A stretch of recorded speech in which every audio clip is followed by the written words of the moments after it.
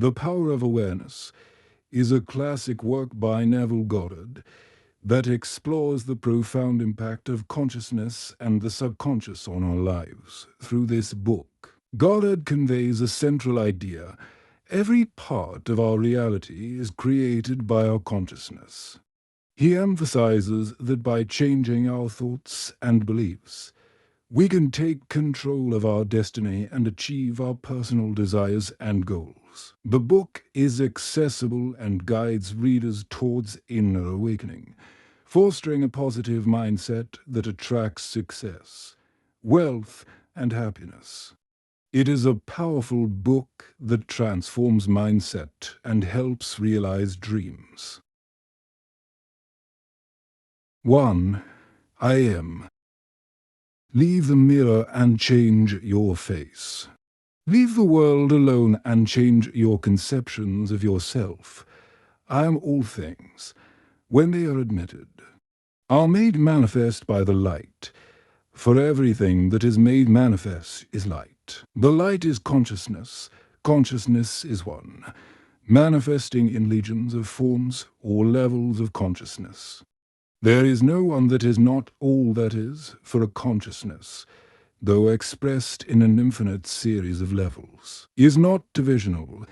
There is no real separation or gap in consciousness. I am cannot be divided. I may conceive myself to be a rich man, a poor man, a beggar man, or a thief, but the center of my being remains the same. Regardless of the concept I hold of myself, at the center of manifestation, there is only one I am manifesting in legions of forms or concepts of itself, and that I am. I am is the self-definition of the Absolute, the foundation on which everything rests. I am is the first cause substance. I am is the self-definition of God. I am hath sent me unto you. I am that I am. Be still and know that I am God. I am is a feeling of permanent awareness. The very center of consciousness is the feeling of I am. I may forget who I am, where I am, what I am, but I cannot forget that I am. The awareness of being remains, regardless of the degree of forgetfulness of who, where, and what I am. I am is that which, amid unnumbered forms, is ever the same.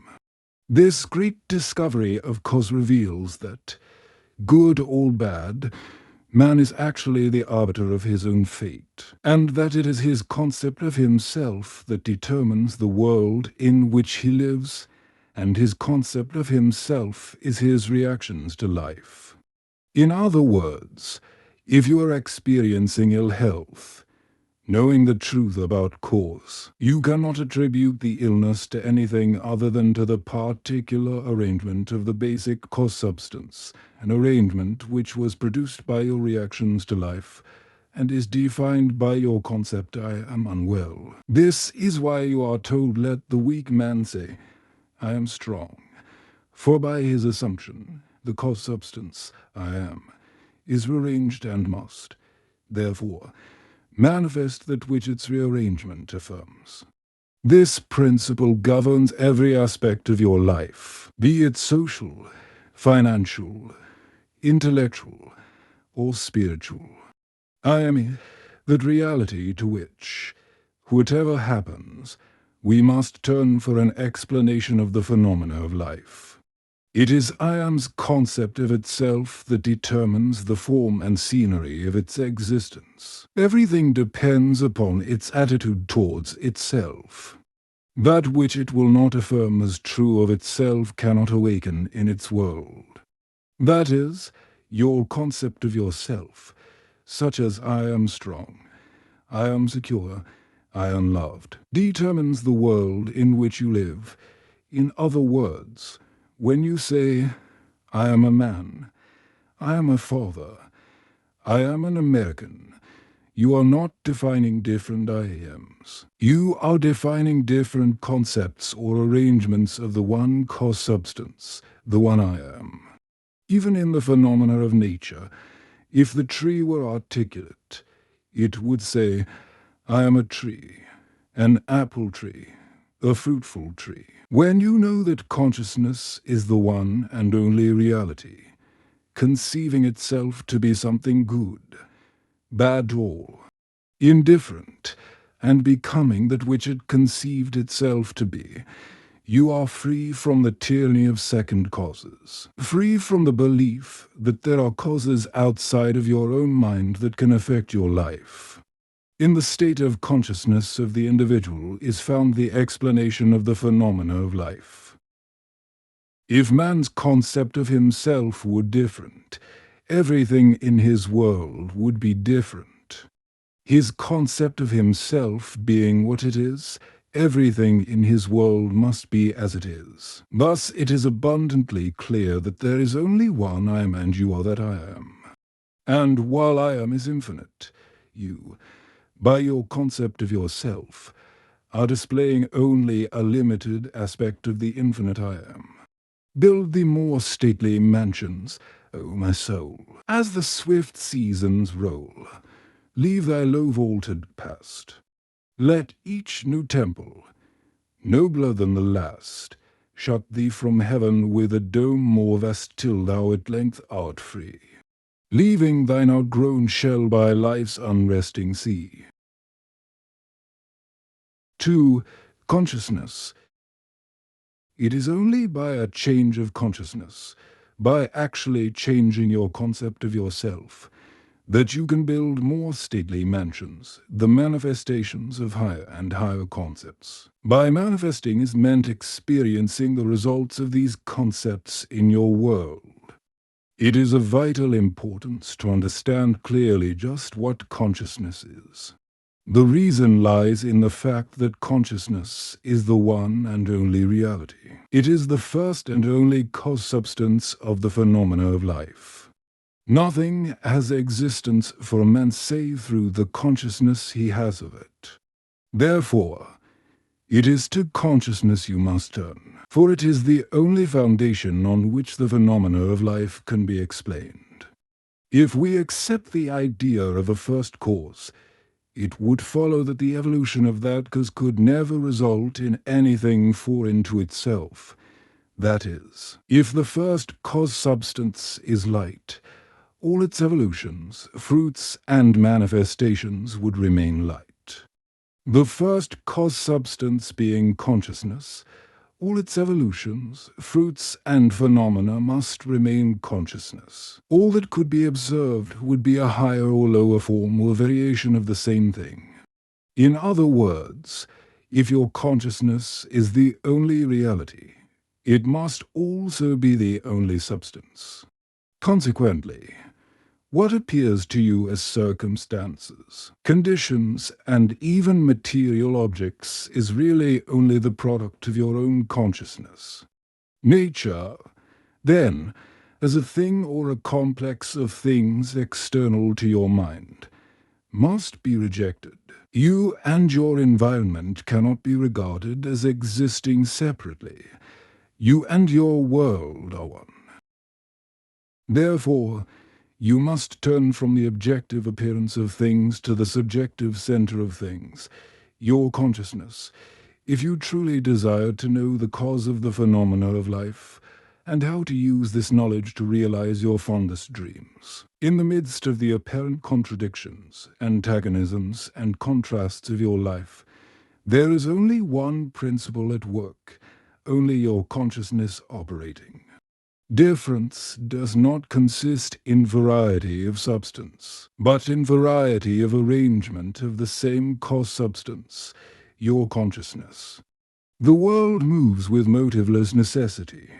By this is meant that it has no motive of its own, but is under the necessity of manifesting your concept, the arrangement of your mind. And your mind is always arranged in the image of all you believe and consent to as true.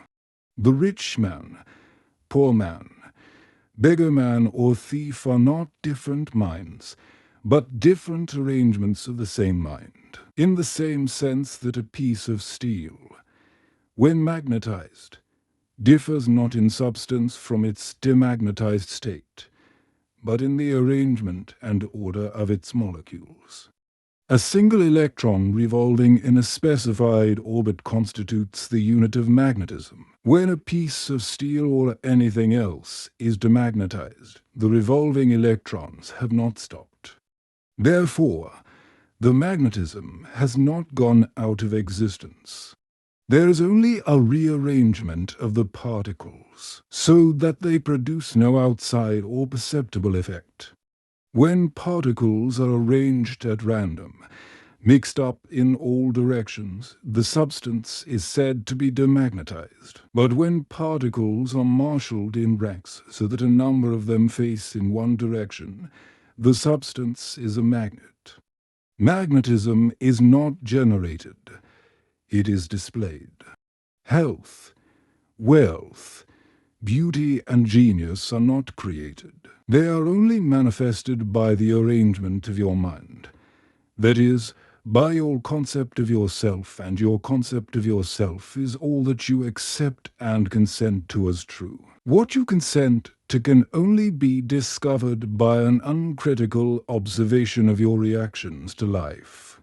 Your reactions reveal where you live psychologically. And where you live psychologically determines how you live here in the outer visible world. The importance of this in your daily life should be immediately apparent. The basic nature of the primal cause is consciousness.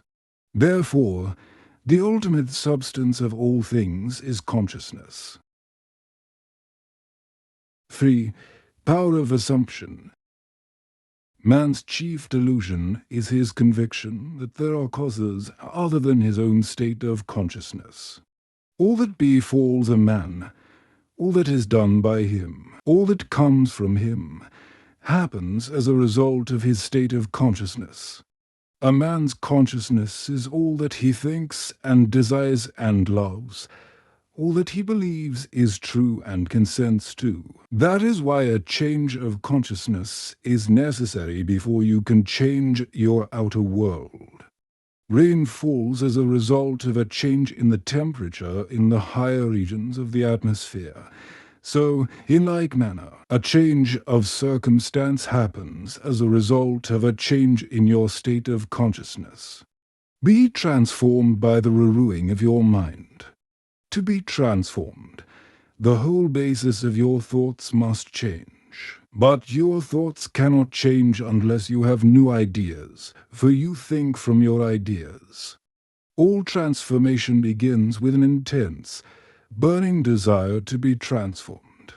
The first step in the renewing of the mind is desire. You must want to be different and intend to be before you can begin to change yourself.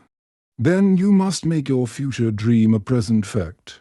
You do this by assuming the feeling of your wish fulfilled, by desiring to be other than what you are. You can create an ideal of the person you want to be and assume that you are already that person. If this assumption is persisted in until it becomes your dominant feeling, the attainment of your ideal is inevitable. The ideal you hope to achieve is always ready for an incarnation, but unless you yourself offer it human parentage, it is incapable of birth. Therefore, your attitude should be one in which, having desired to express a higher state, you alone accept the task of incarnating this new and greater value of yourself. In giving birth to your ideal, you must bear in mind that the methods of mental and spiritual knowledge are entirely different. This is a point that is truly understood by probably not more than one person in a million. You know a thing mentally by looking at it from the outside, by comparing it with other things, by analyzing it and defining it by thinking of it.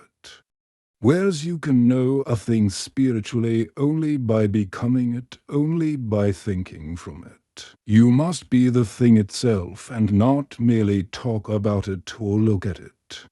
You must be like the moth in search of his idol, the flame, who spurred with true desire, plunging at once into the sacred fire, folded his wings within, till he became one color and one substance with the flame. He only knew the flame who in it burned, and only he could tell who ne'er to tell returned. Bird Parliament, by Farid ad-Din Atta, T.R., by Edward Fitzgerald, 1889. Abbot William Ralphinch, Faith, Personal Religion, and the Life of Devotion.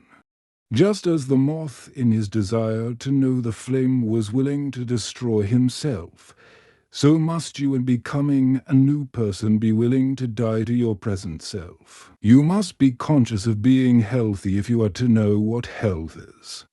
You must be conscious of being secure if you are to know what security is.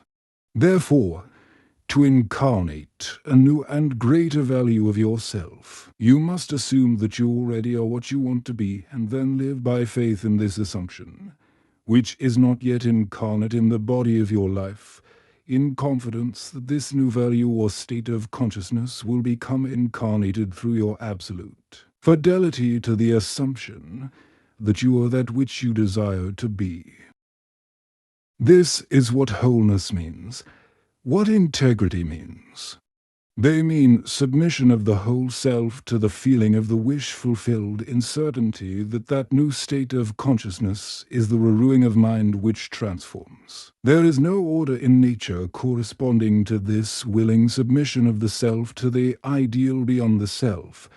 Therefore, it is the height of folly to expect the incarnation of a new and greater concept of self to come about by natural evolutionary process. That which requires a state of consciousness to produce its effect obviously cannot be effected without such a state of consciousness, and in your ability to assume the feeling of a greater life, to assume a new concept of yourself. You possess what the rest of nature does not possess: imagination, the instrument by which you create your world.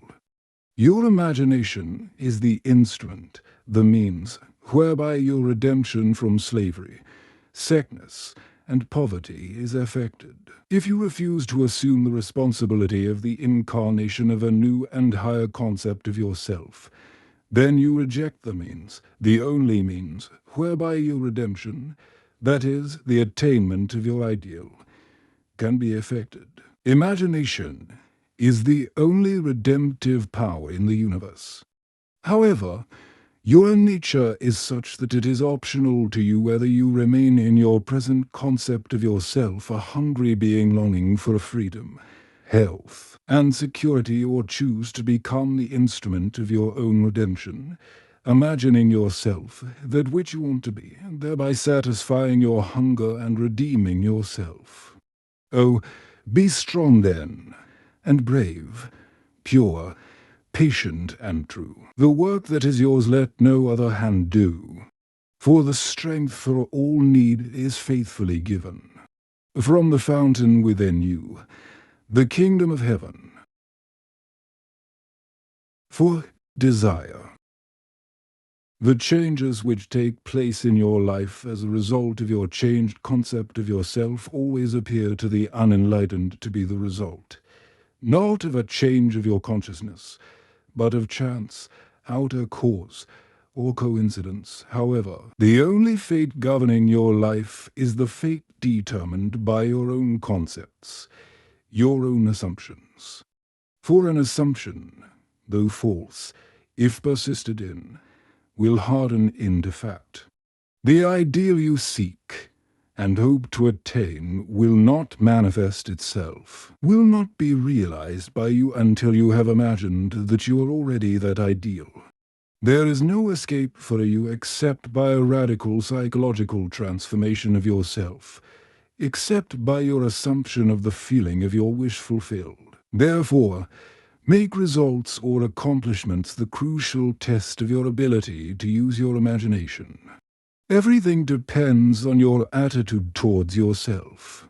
That which you will not affirm as true of yourself can never be realized by you, for that attitude alone is the necessary condition by which you realize your goal. All transformation is based upon suggestion, and this can work only where you lay yourself completely open to an influence. You must abandon yourself to your ideal as a woman abandons herself to love. For complete abandonment of self to it is the way to union with your ideal. You must assume the feeling of the wish fulfilled until your assumption has all the sensory vividness of reality. You must imagine that you are already experiencing what you desire. That is, you must assume the feeling of the fulfillment of your desire until you are possessed by it, and this feeling crowds all other ideas out of your consciousness. The man who is not prepared for the conscious plunge into the assumption of the wish fulfilled in the faith that it is the only way to the realization of his dream is not yet ready to live consciously by the law of assumption. Although there is no doubt that he does live by the law of assumption unconsciously.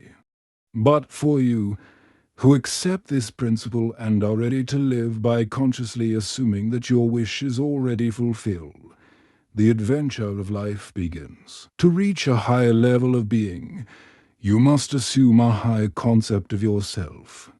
If you will not imagine yourself as other than what you are, then you remain as you are. For if ye believe not that I am he, ye shall die in your sins. If you do not believe that you are he the person you want to be, then you remain as you are. Through the faithful systematic cultivation of the feeling of the wish fulfilled, desire becomes the promise of its own fulfillment. The assumption of the feeling of the wish fulfilled makes the future dream a present fact. 5. The truth that sets you free. The drama of life is a psychological one, in which all the conditions, circumstances, and events of your life are brought to pass by your assumptions. Since your life is determined by your assumptions, you are forced to recognize the fact that you are either a slave to your assumptions or their master. To become the master of your assumptions is the key to undreamed of freedom and happiness. You can attain this mastery by deliberate conscious control of your imagination. You determine your assumptions in this way.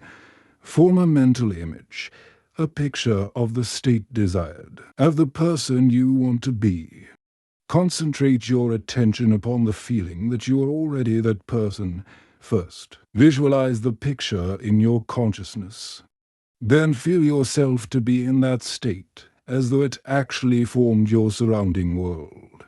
By your imagination, that which was a mere mental image is changed into a seemingly solid reality. The great secret is a controlled imagination and a well-sustained attention firmly and repeatedly focused on the object to be accomplished.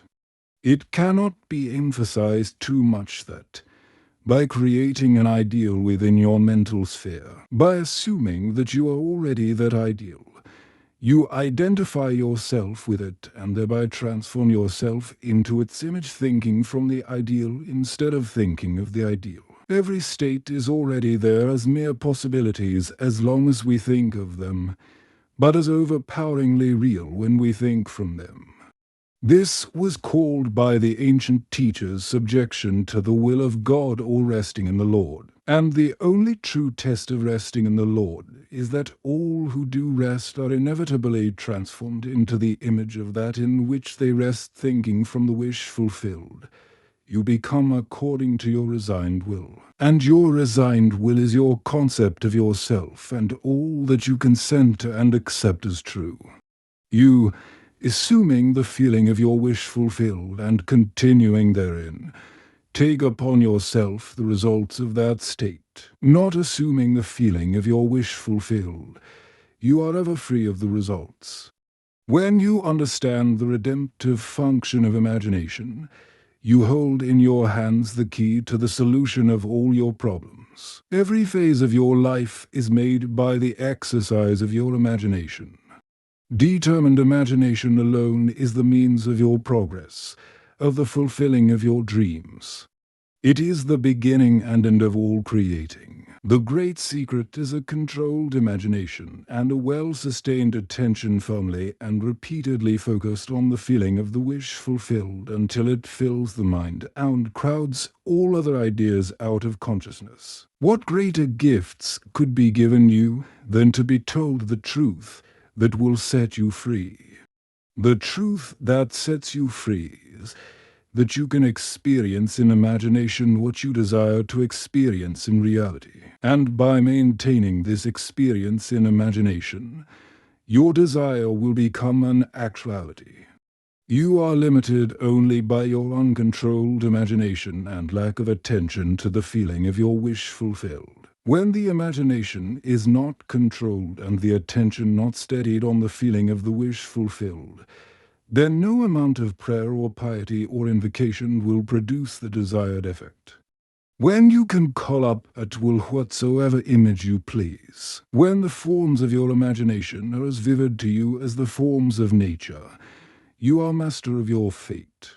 You must stop spending your thoughts, your time and your money. Everything in life must be an investment. Visions of beauty and splendor, forms of a long-lost race, sounds and faces and voices. From the fourth dimension of space, and on through the universe boundless, our thoughts go lightning-shod. Some call it imagination, and others call it God. Sex, attention. A double-minded man is unstable in all his ways. Attention is forceful in proportion to the narrowness of its focus, that is, when it is obsessed with a single idea or sensation. It is steadied and powerfully focused only by such an adjustment of the mind as permits you to see one thing only, for you steady the attention and increase its power by confining it. The desire which realizes itself is always a desire upon which attention is exclusively concentrated. For an idea is endowed with power only in proportion to the degree of attention fixed on it. Concentrated observation is the attentive attitude directed from some specific end. The attentive attitude involves selection, for when you pay attention, it signifies that you have decided to focus your attention on one object or state rather than on another. Therefore, when you know what you want, you must deliberately focus your attention on the feeling of your wish fulfilled until that feeling fills the mind and crowds all other ideas out of consciousness. The power of attention is the measure of your inner force. Concentrated observation of one thing shuts out other things and causes them to disappear. The great secret of success is to focus the attention on the feeling of the wish fulfilled without permitting any distraction. All progress depends upon an increase of attention. The ideas which impel you to action are those which dominate the consciousness, those which possess the attention. The idea which excludes all others from the field of attention discharges in action.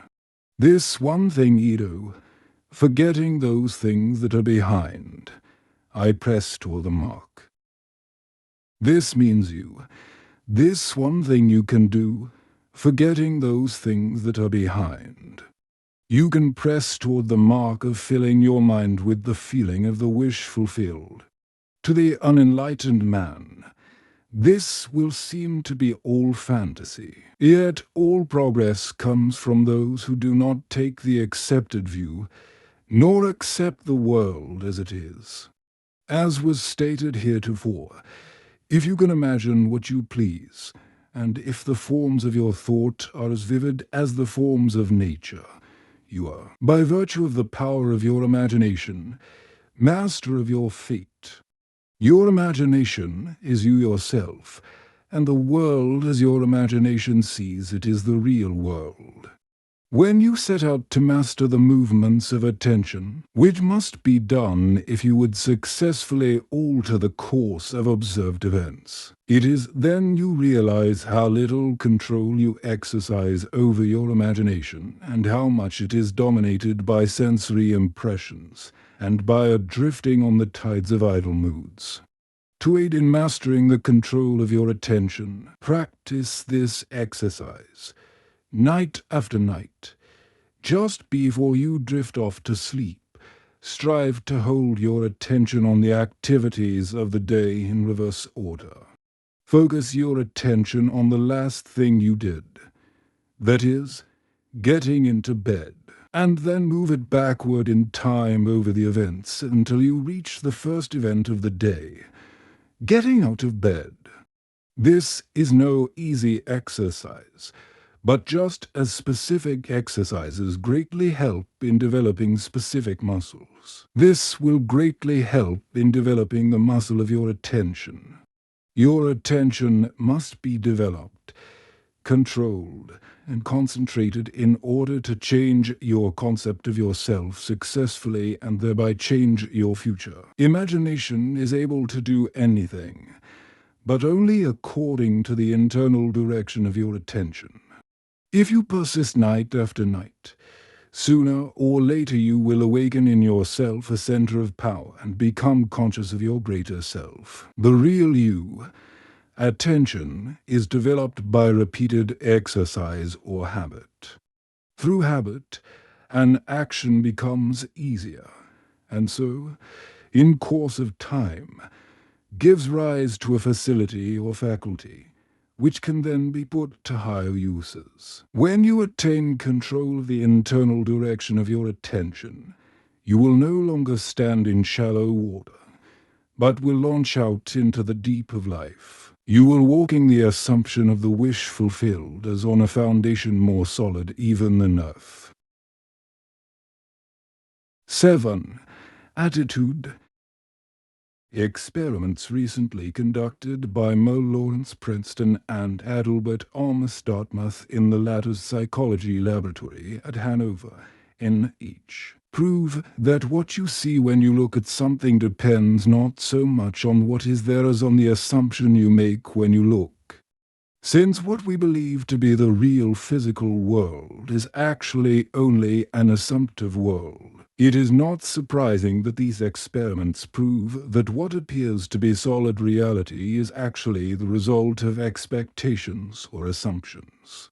Your assumptions determine not only what you see, but also what you do, for they govern all your conscious and subconscious movements towards the fulfillment of themselves. Over a century ago, this truth was stated by Emerson as follows: "As the world was plastic and fluid in the hands of God, so it is ever to so much of his attributes as we bring to it, to ignorance and sin. It is flint. They adapt themselves to it as they may, but in proportion as a man has anything in him divine. The firmament flows before him and takes his signet and form. Your assumption is the hand of God molding the firmament into the image of that which you assume. The assumption of the wish fulfilled is the high tide which lifts you easily off the bar of the senses where you have so long lain stranded. It lifts the mind into prophecy in the full right sense of the word. And if you have that controlled imagination and absorbed attention which it is possible to attain, you may be sure that all your assumption implies will come to pass. When William Blake wrote, "What seems to be is to those to whom it seems to be," he was only repeating the eternal truth: there is nothing unclean of itself. But to him that esteemeth anything to be unclean, to him it is unclean.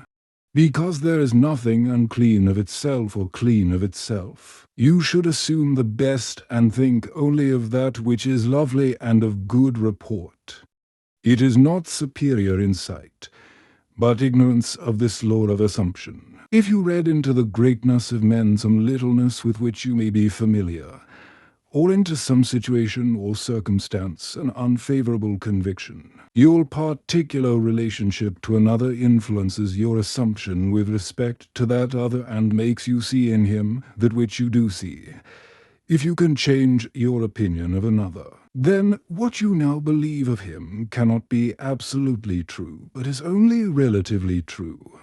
The following is an actual case history illustrating how the law of assumption works. One day, a costume designer described to me her difficulties in working with a prominent theatrical producer. She was convinced that he unjustly criticized and rejected her best work, and that often he was deliberately rude and unfair to her. Upon hearing her story, I explained that if she found the other rude and unfair, it was a sure sign that she, herself, was wanting, and that it was not the producer, but herself that was in need of a new attitude. I told her that the power of this law of assumption and its practical application could be discovered only through experience, and that only by assuming that the situation was already what she wanted it to be could she prove that she could bring about the change desired. Her employer was merely bearing witness, telling her by his behavior what her concept of him was. I suggested that it was quite probable that she was carrying on conversations with him in her mind which were filled with criticism and recriminations. There was no doubt but that she was mentally arguing with the producer, for others only echo that which we whisper to them in secret. I asked her if it was not true that she talked to him mentally, and if so, what those conversations were like. She confessed that every morning on her way to the theater she told him just what she thought of him in a way she would never have dared address him in person. The intensity and force of her mental arguments with him automatically established his behavior. Towards her, she began to realize that all of us carry on mental conversations, but, unfortunately, on most occasions, these conversations are argumentative. That we have only to observe the passer-by on the street to prove this assertion. That so many people are mentally engrossed in conversation, and few appear to be happy about it. But the very intensity of their feeling must lead them quickly to the unpleasant incident they themselves have mentally created, and therefore must now encounter. When she realized what she had been doing, she agreed to change her attitude and to live this law faithfully by assuming that her job was highly satisfactory and her relationship with the producer was a very happy one. To do this, she agreed that, before going to sleep at night, on her way to work, and at other intervals during the day, she would imagine that he had congratulated her on her fine designs, and that she, in turn, had thanked him for his praise and kindness, to her great delight. She soon discovered for herself that her own attitude was the cause of all that befell her. The behavior of her employer miraculously reversed itself. His attitude, echoing as it had always done that which she had assumed, now reflected her changed concept of him. What she did was by the power of her imagination. Her persistent assumption influenced his behavior and determined his attitude toward her. With the passport of desire on the wings of a controlled imagination, she traveled into the future of her own predetermined experience. Thus we see it is not facts, but that which we create in our imagination, which shapes our lives. For most of the conflicts of the day are due to the want of a little imagination to cast the beam out of our own eye. It is the exact and literal-minded who live in a fictitious world. As this designer, by her controlled imagination, started the subtle change in her employer's mind, so can we, by the control of our own imagination and wisely directed feeling, solve our problems. By the intensity of her imagination and feeling, the designer cast a kind of enchantment on her producer's mind and caused him to think that his generous praise originated with him.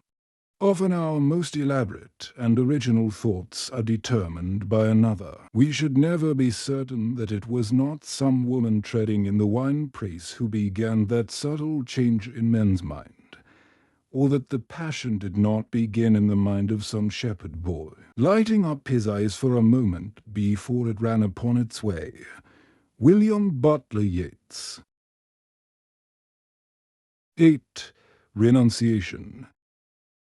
There is no coal of character so dead that it will not glow and flame if but slightly turned. Resist not evil. Whosoever shall smite thee on thy right cheek, turn to him the other also. There is a great difference between resisting evil and renouncing it. When you resist evil, you give it your attention. You continue to make it real. When you renounce evil, you take your attention from it and give your attention to what you want.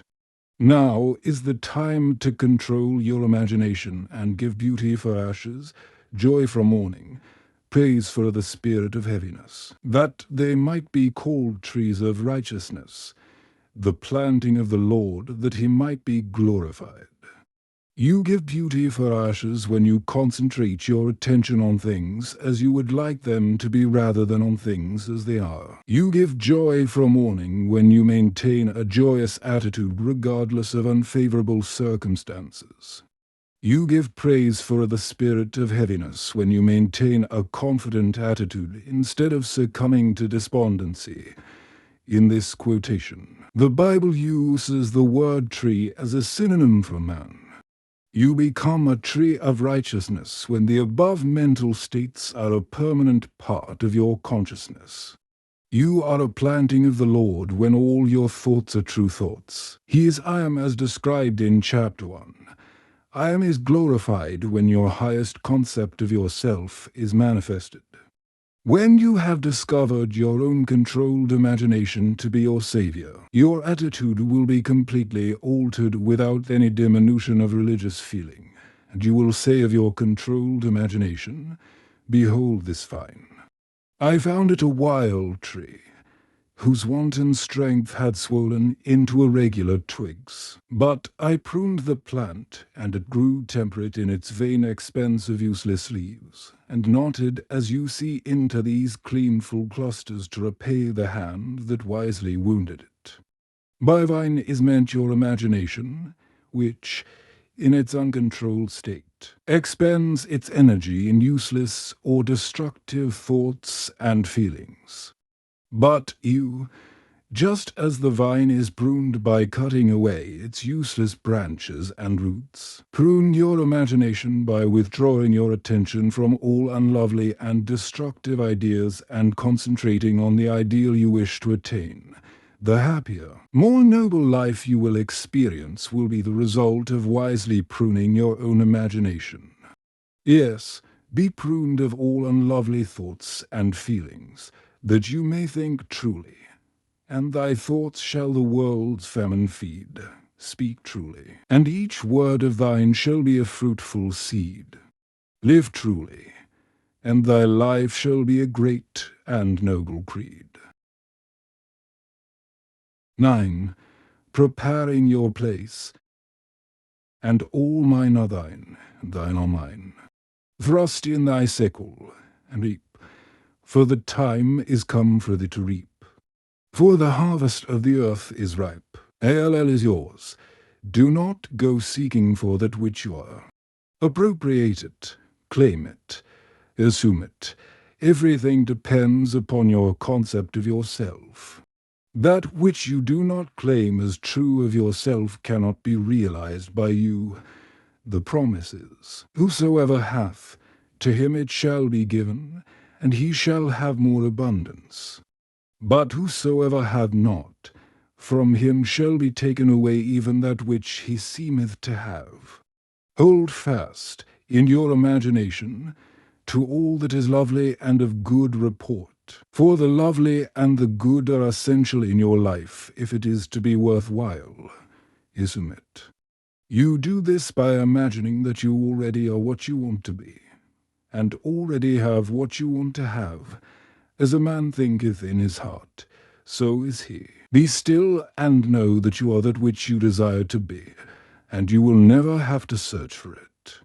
In spite of your appearance of freedom of action, you obey, as everything else does, the law of assumption. Whatever you may think of the question of free will, the truth is your experiences throughout your life are determined by your assumptions, whether conscious or unconscious. An assumption builds a bridge of incidents that lead inevitably to the fulfillment of itself. Man believes the future to be the natural development of the past. But the law of assumption clearly shows that this is not the case. Your assumption places you psychologically where you are not physically. Then your senses pull you back from where you were psychologically to where you are physically. It is these psychological forward motions that produce your physical forward motions in time. Precognition permeates all the scriptures of the world. In my Father's house are many mansions. If it were not so, I would have told you, ye go to prepare a place for you. And if ye go and prepare a place for you, I will come again and receive you unto myself, that where I am, there ye may be also. And now I have told you before it came to pass, that, when it is come to pass, ye might believe. The I in this quotation is your imagination, which goes into the future, into one of the many mansions. Mansion is the state desired. Telling of an event before it occurs physically is simply feeling yourself into the state desired until it has the tone of reality. You go and prepare a place for yourself by imagining yourself into the feeling of your wish fulfilled. Then you speed from this state of the wish fulfilled, where you have not been physically, back to where you were physically a moment ago. Then, with an irresistible forward movement, you move forward across a series of events to the physical realization of your wish, that where you have been in imagination, there you will be in the flesh also. Unto the place from whence the rivers come, thither they return again. 10. Creation. I am God, declaring the end from the beginning and from ancient times, things that are not yet done. Creation is finished. Creativeness is only a deep receptiveness for the entire contents of all time and all space, while experienced in a time sequence, actually coexist in an infinite and eternal now. In other words, all that you ever have been or ever will be, in fact, all that mankind ever was or ever will be, exists now. This is what is meant by creation, and the statement that creation is finished means nothing is ever to be created. It is only to be manifested. What is called creativeness is only becoming aware of what already is. You simply become aware of increasing portions of that which already exists. The fact that you can never be anything that you are not already or experience anything not already existing explains the experience of having an acute feeling of having heard before what is being said, or having met before the person being met for the first time, or having seen before a place or thing being seen for the first time. The whole of creation exists in you, and it is your destiny to become increasingly aware of its infinite wonders and to experience ever greater and grander portions of it. If creation is finished, and all events are taking place now, the question that springs naturally to the mind is what determines your time track. That is, what determines the events which you encounter? And the answer is your concept of yourself. Concepts determine the route that attention follows. Here is a good test to prove this fact. Assume the feeling of your wish fulfilled and observe the route that your attention follows. You will observe that as long as you remain faithful to your assumption, so long will your attention be confronted with images clearly related to that assumption. For example, if you assume that you have a wonderful business, you will notice how in your imagination, your attention is focused on incident after incident relating to that assumption. Friends congratulate you, tell you how lucky you are. Others are envious and critical. From there, your attention goes to larger offices, bigger bank balances, and many other similarly related events. Persistence in this assumption will result in actually experiencing in fact that which you assumed. The same is true regarding any concept. If your concept of yourself is that you are a failure, you would encounter in your imagination a whole series of incidents in conformance to that concept. Thus it is clearly seen how you, by your concept of yourself, determine your present. That is, the particular portion of creation which you now experience, and your future. That is, the particular portion of creation which you will experience. 11. Interference. You are free to choose the concept you will accept of yourself. Therefore, you possess the power of intervention, the power which enables you to alter the course of your future. The process of rising from your present concept to a higher concept of yourself is the means of all true progress. The higher concept is waiting for you to incarnate it in the world of experience. Now unto him that is able to do exceeding abundantly above all that we ask or think, according to the power that worketh in us, unto him be glory. Him that is able to do more than you can ask or think is your imagination, and the power that worketh in us is your attention.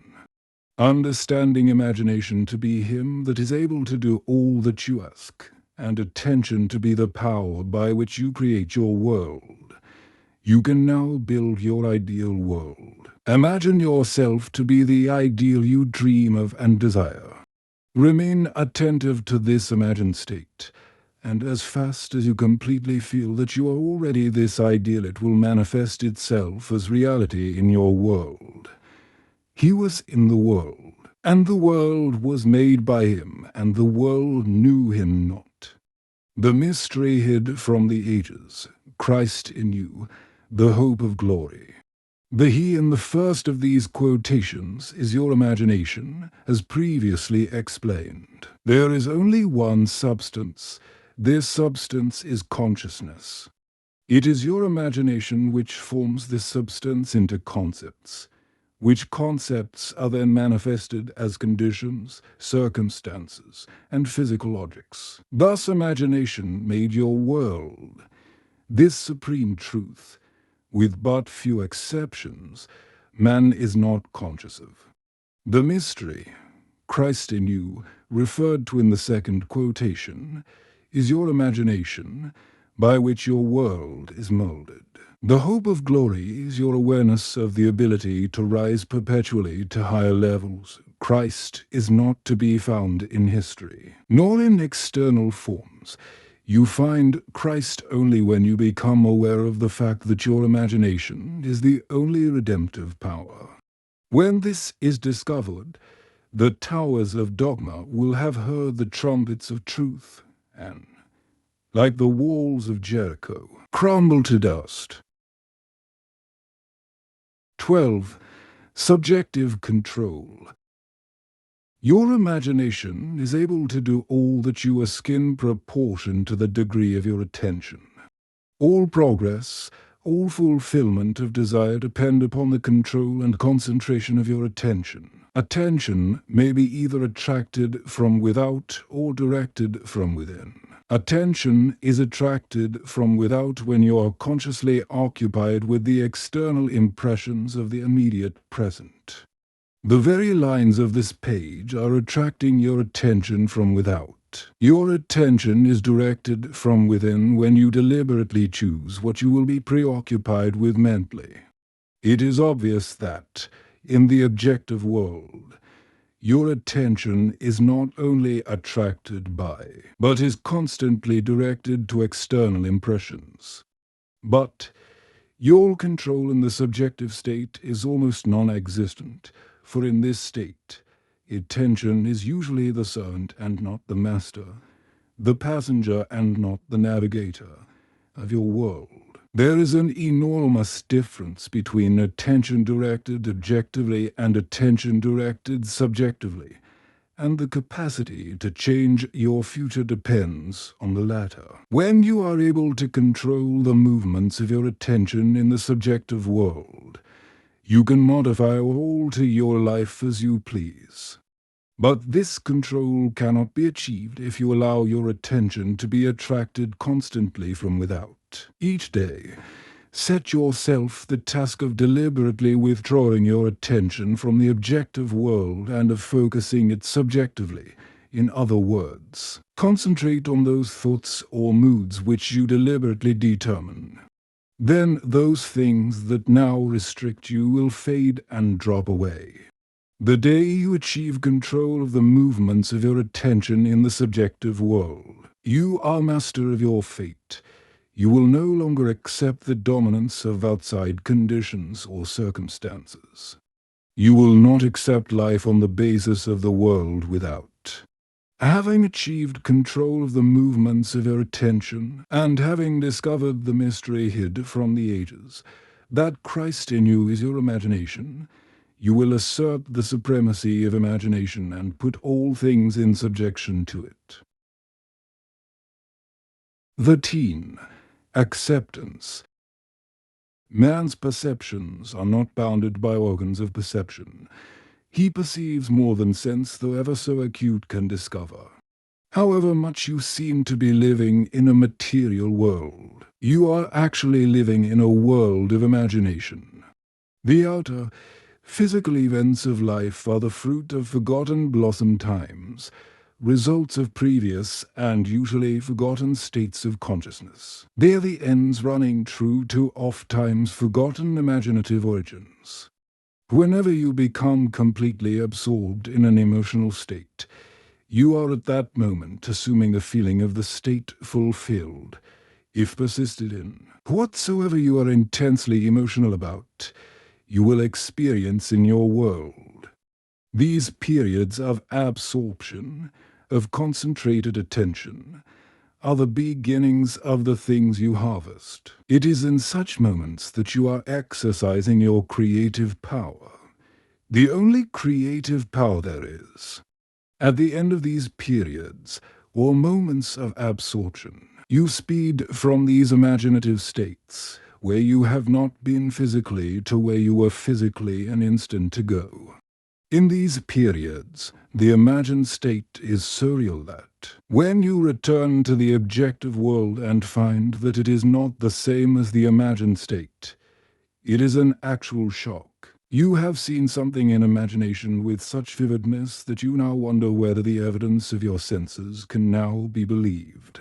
And, like Keats, you ask, was it a vision or a waking dream? Fled is that music? Do I wake or sleep?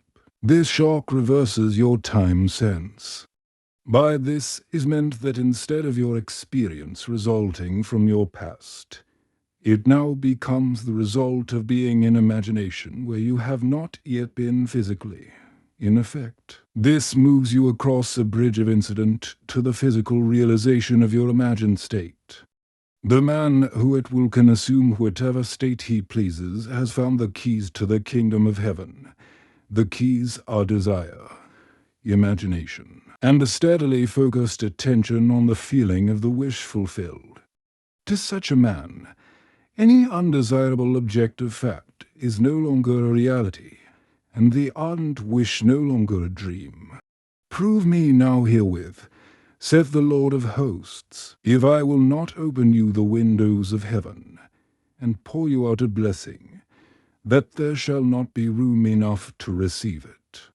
The windows of heaven may not be opened, and the treasures seized by a strong will, but they open of themselves and present their treasures as a free gift.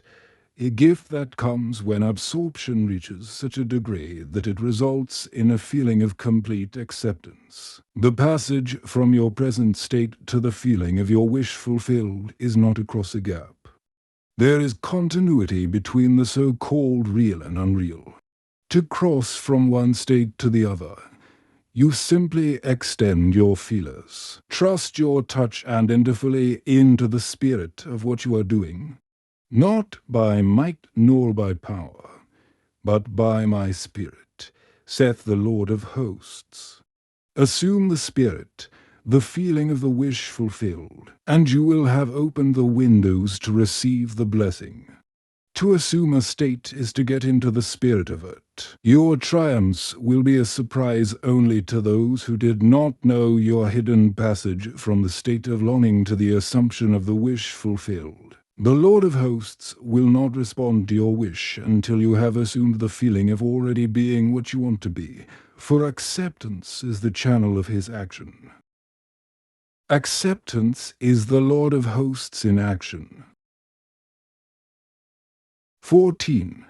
The effortless way. The principle of least action governs everything in physics, from the path of a planet to the path of a pulse of light. Least action is the minimum of energy, multiplied by the minimum of time. Therefore, in moving from your present state to the state desired, you must use the minimum of energy and take the shortest possible time. Your journey from one state of consciousness to another is a psychological one. So, to make the journey, you must employ the psychological equivalent of least action, and the psychological equivalent is mere assumption. The day you fully realize the power of assumption, you discover that it works in complete conformity with this principle.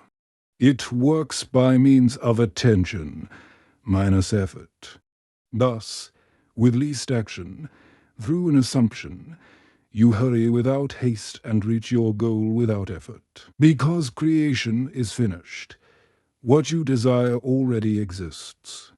It is excluded from view because you can see only the contents of your own consciousness. It is the function of an assumption to call back the excluded view and restore full vision. It is not the world, but your assumptions that change. An assumption brings the invisible into sight. It is nothing more nor less than seeing with the eye of God, i.e., imagination. For the Lord seeth not as a man seeth, for man looketh on the outward appearance, but the Lord looketh on the heart. The heart is the primary organ of sense, hence the first cause of experience. When you look on the heart, you are looking at your assumptions. Assumptions determine your experience. Watch your assumption with all diligence, for out of it are the issues of life. Assumptions have the power of objective realization. Every event in the visible world is the result of an assumption or idea in the unseen world. The present moment is all important, for it is only in the present moment that our assumptions can be controlled. The future must become the present in your mind if you would wisely operate the law of assumption. The future becomes the present when you imagine that you already are what you will be when your assumption is fulfilled. Be still, least action, and know that you are that which you desire to be. The end of longing should be being. Translate your dream into being. Perpetual construction of future states without the consciousness of already being them.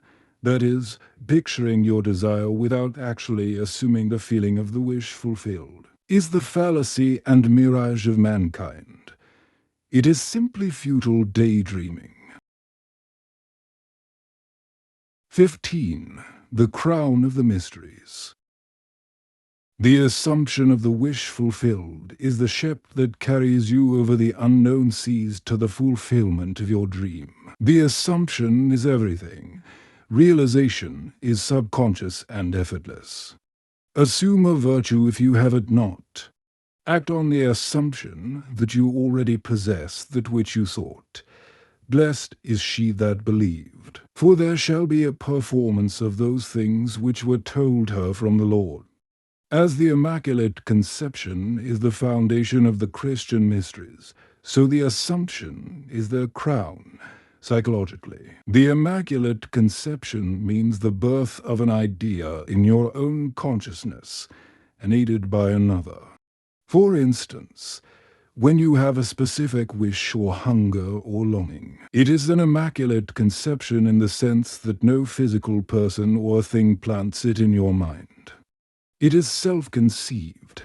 Every man is the Mary of the Immaculate Conception, and birth to his idea must give. The Assumption is the crown of the mysteries because it is the highest use of consciousness. When in imagination you assume the feeling of the wish fulfilled, you are mentally lifted up to a higher level. When, through your persistence, this assumption becomes actual fact, you automatically find yourself on a higher level, that is, you have achieved your desire in your objective world. Your assumption guides all your conscious and subconscious movements towards its suggested end so inevitably that it actually dictates the events. The drama of life is a psychological one, and the whole of it is written and produced by your assumptions. Learn the art of assumption, for only in this way can you create your own happiness. 16. Personal impotence.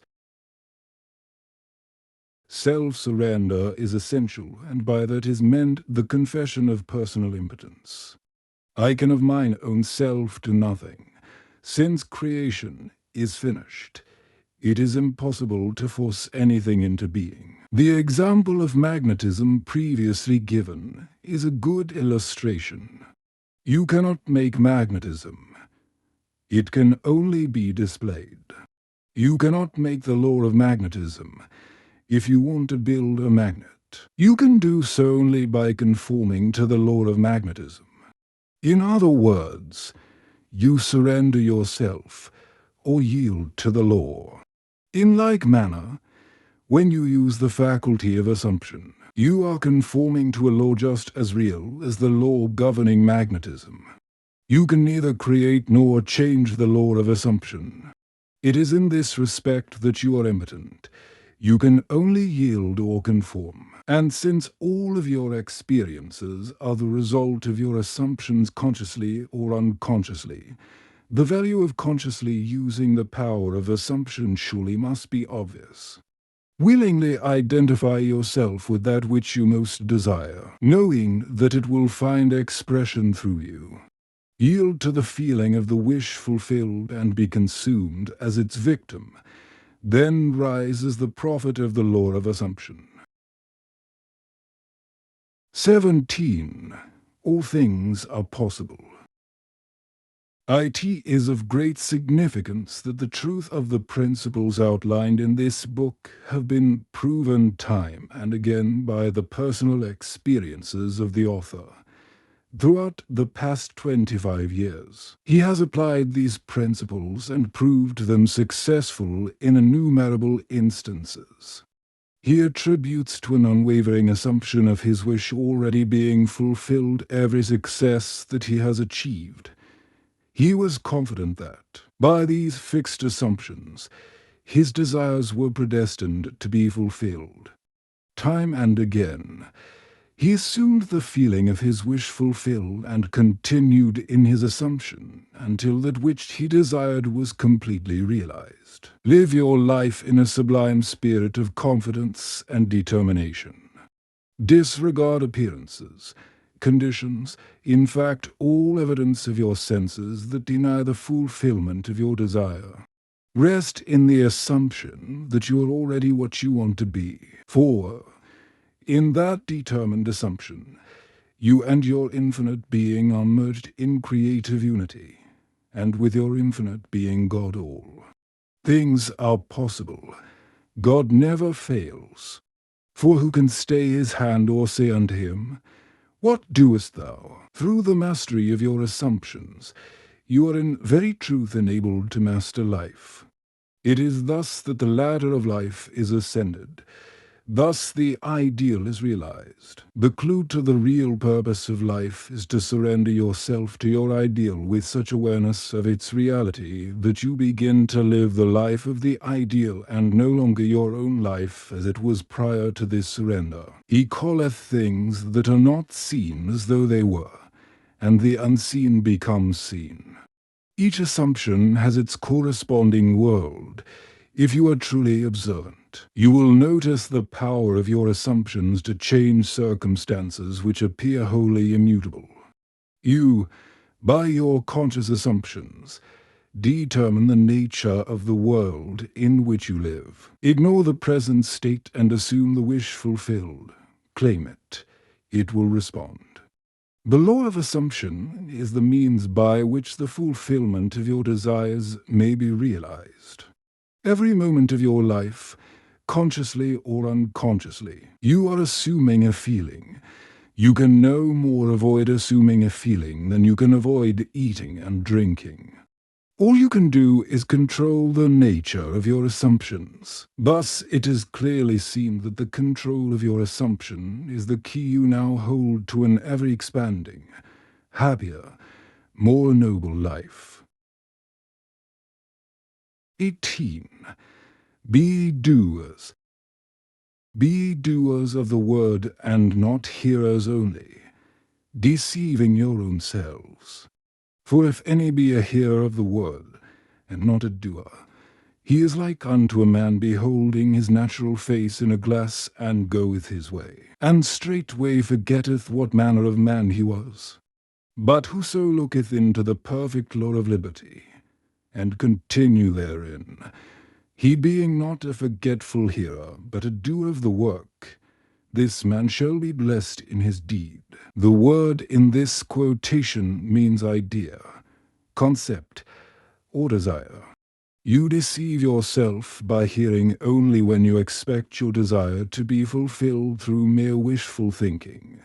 Your desire is what you want to be, and looking at yourself in a glass is seeing yourself in imagination as that person. Forgetting what manner of man you are is failing to persist in your assumption. The perfect law of liberty is the law which makes possible liberation from limitation. That is, the law of assumption. To continue in the perfect law of liberty is to persist in the assumption that your desire is already fulfilled. You are not a forgetful hearer when you keep the feeling of your wish fulfilled constantly alive in your consciousness. This makes you a doer of the work, and you are blessed in your deed by the inevitable realization of your desire. You must be doers of the law of assumption, for without application, the most profound understanding will not produce any desired result. Frequent reiteration and repetition of important basic truths runs through these pages. Where the law of assumption is concerned, the law that sets man free, this is a good thing. It should be made clear again and again, even at the risk of repetition. The real truth-seeker will welcome this aid in concentrating his attention upon the law which sets him free. The parable of the master's condemnation of the servant who neglected to use the talent given him is clear and unmistakable. Having discovered within yourself the key to the treasure house, you should be like the good servant who, by wise use, multiplied by many times the talents entrusted to him. The talent entrusted to you is the power to consciously determine your assumption. The talent not used, like the limb not exercised, withers and finally atrophies. What you must strive after is being. In order to do, it is necessary to be. The end of yearning is to be. Your concept of yourself can only be driven out of consciousness by another concept of yourself. By creating an ideal in your mind, you can identify yourself with it until you become one and the same with the ideal, thereby transforming yourself into it. The dynamic prevails over the static, the active over the passive. One who is a doer is magnetic and therefore infinitely more creative than any who merely hear. Be among the doers. 19. Essentials. The essential points in the successful use of the law of assumption are these. First, and above all, yearning, longing, intense, burning desire. With all your heart you must want to be different from what you are. Intense, burning desire combined with intention to make good is the mainspring of action, the beginning of all successful ventures. In every great passion which achieves its objective, desire is concentrated and intentioned.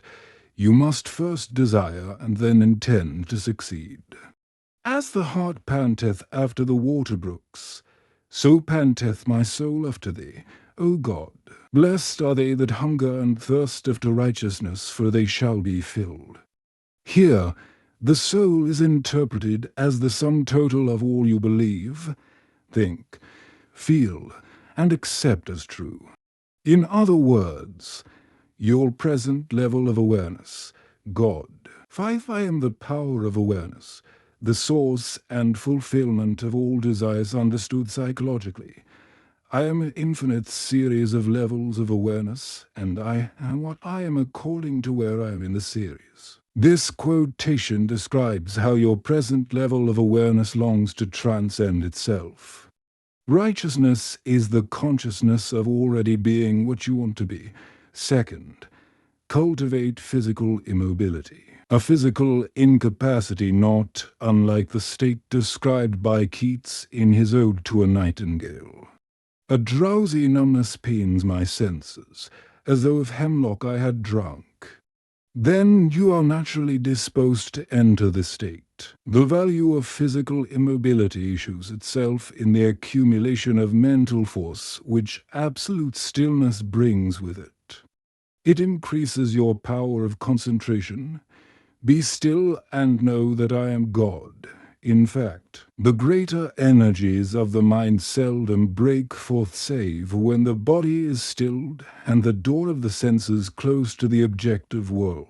The third and last thing to do is to experience in your imagination what you would experience in reality had you achieved your goal.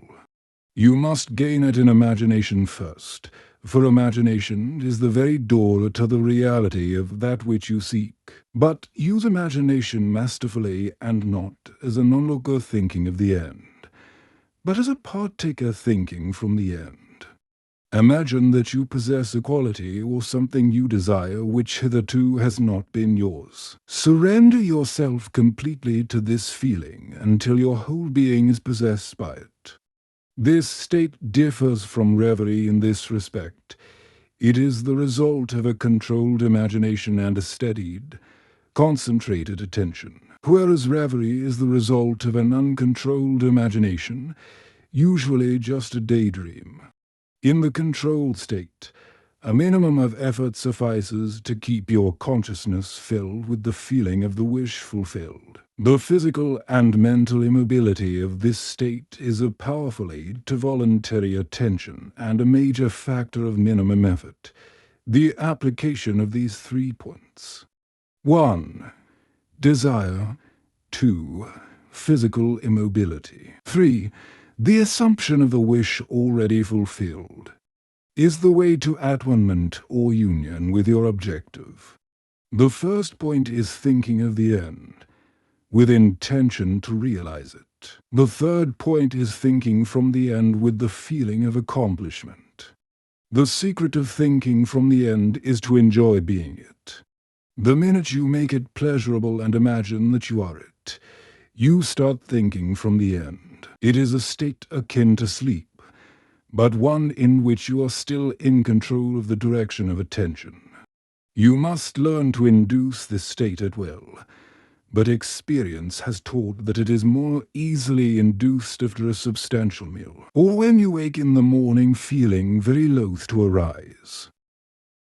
One of the most prevalent misunderstandings is that this law works only for those having a devout or a religious objective. This is a fallacy. It works just as impersonally as the law of electricity works. It can be used for greedy, selfish purposes as well as noble ones, But it should always be borne in mind that ignoble thoughts and actions inevitably result in unhappy consequences.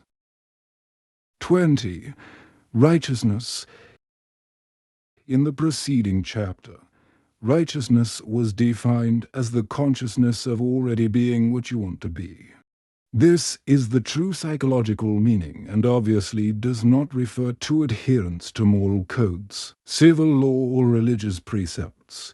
You cannot attach too much importance to being righteous. In fact, the entire Bible is permeated with admonition and exhortations on this subject. Break off thy sins by righteousness. My righteousness I hold fast, and will not let it go. My heart shall not reproach me so long as I live.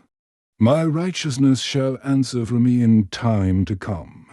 Very often the words sin and righteousness are used in the same quotation. This is a logical contrast of opposites, and becomes enormously significant in the light of the psychological meaning of righteousness and the psychological meaning of sin. Sin means to miss the mark, not to attain your desire. Not to be the person you want to be is sinning. Righteousness is the consciousness of already being what you want to be. It is a changeless educative law that effects must follow causes. Only by righteousness can you be saved from sinning. There is a widespread misunderstanding as to what it means to be saved from sin. The following example will suffice to demonstrate this misunderstanding and to establish the truth. A person living in abject poverty may believe that by means of some religious or philosophical activity he can be saved from sin and his life improved as a result. If, however, he continues to live in the same state of poverty, it is obvious that what he believed was not the truth, and, in fact, he was not saved. On the other hand, he can be saved by righteousness. The successful use of the law of assumption would have the inevitable result of an actual change in his life. He would no longer live in poverty. He would no longer miss the mark. He would be saved from sin. Except your righteousness shall exceed the righteousness of the scribes and Pharisees, ye shall in no wise enter into the kingdom of heaven. Scribes and Pharisees mean those who are influenced and governed by the outer appearances, the rules and customs of the society in which they live, the vain desire to be thought well of by other men. Unless this state of mind is exceeded, your life will be one of limitation, of failure to attain your desires, of missing the mark of sin.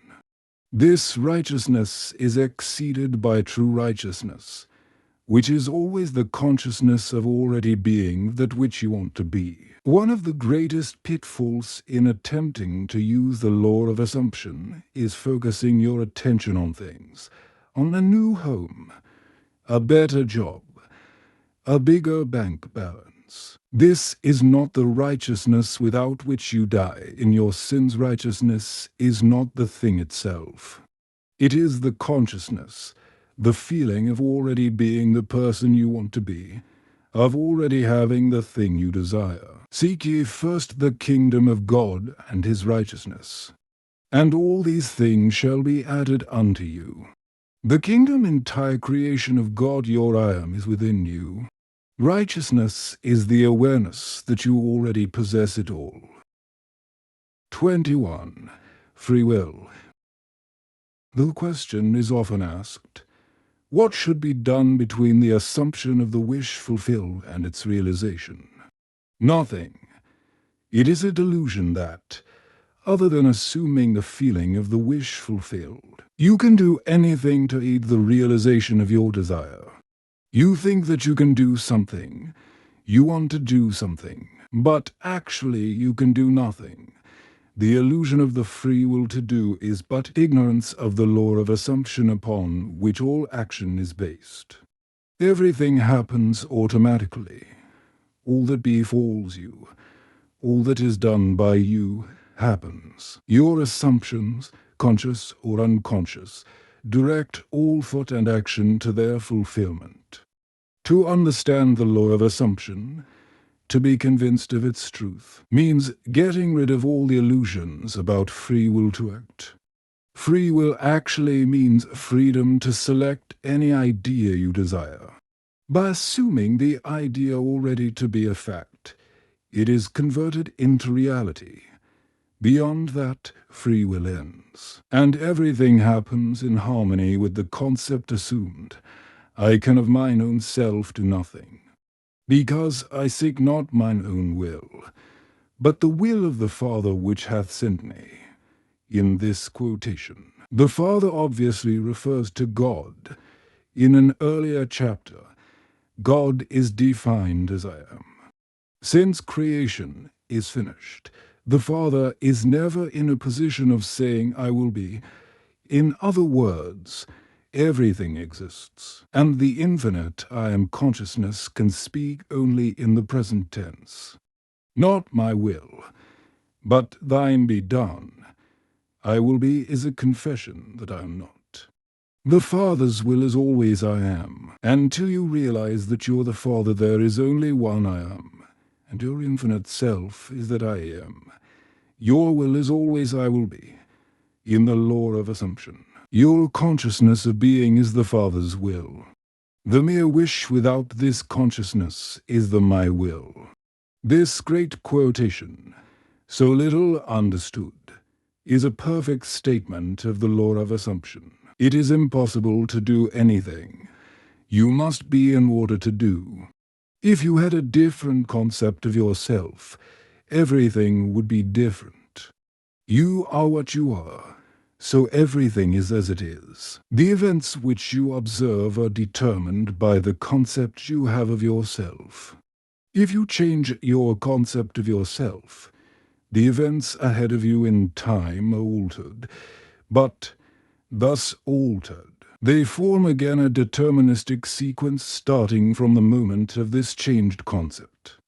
You are a being with powers of intervention, which enable you, by a change of consciousness, to alter the course of observed events, in fact, to change your future.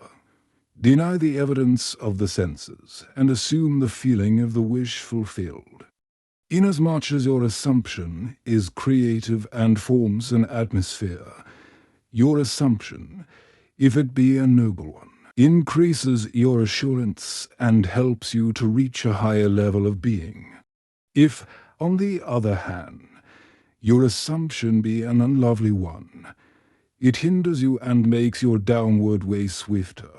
Just as the lovely assumptions create a harmonious atmosphere, so the hard and bitter feelings create a hard and bitter atmosphere. Whatsoever things are pure, just, lovely, of good report, think on these things. This means to make your assumptions the highest, noblest, happiest concepts. There is no better time to start than now.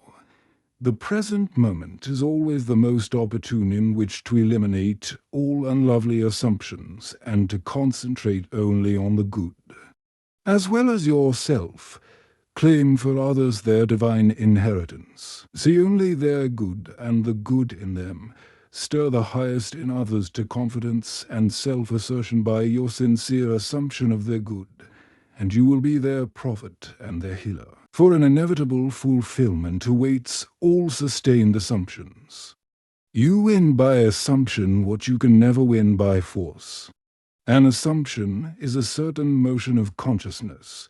This motion, like all motion, exercises an influence on the surrounding substance, causing it to take the shape of echo and reflect the assumption. A change of fortune is a new direction and outlook, merely a change in arrangement of the same mind substance, consciousness. If you would change your life, you must begin at the very source with your own basic concept of self. Outer change, becoming part of organizations, political bodies, religious bodies, is not enough. The cause goes deeper. The essential change must take place in yourself, in your own concept of self.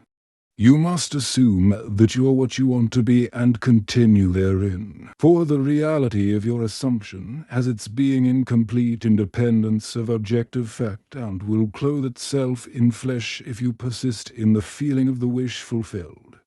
When you know that assumptions, if persisted in, harden into facts, then events which seem to the uninitiated mere accidents will be understood by you to be the logical and inevitable effects of your assumption. The important thing to bear in mind is that you have infinite free will in choosing your assumptions, but no power to determine conditions and events. You can create nothing, but your assumption determines what portion of creation you will experience. 22. Persistence. And he said unto them, Which of you shall have a friend, and shall go unto him at midnight, and say unto him, Friend, lend me 3 loaves.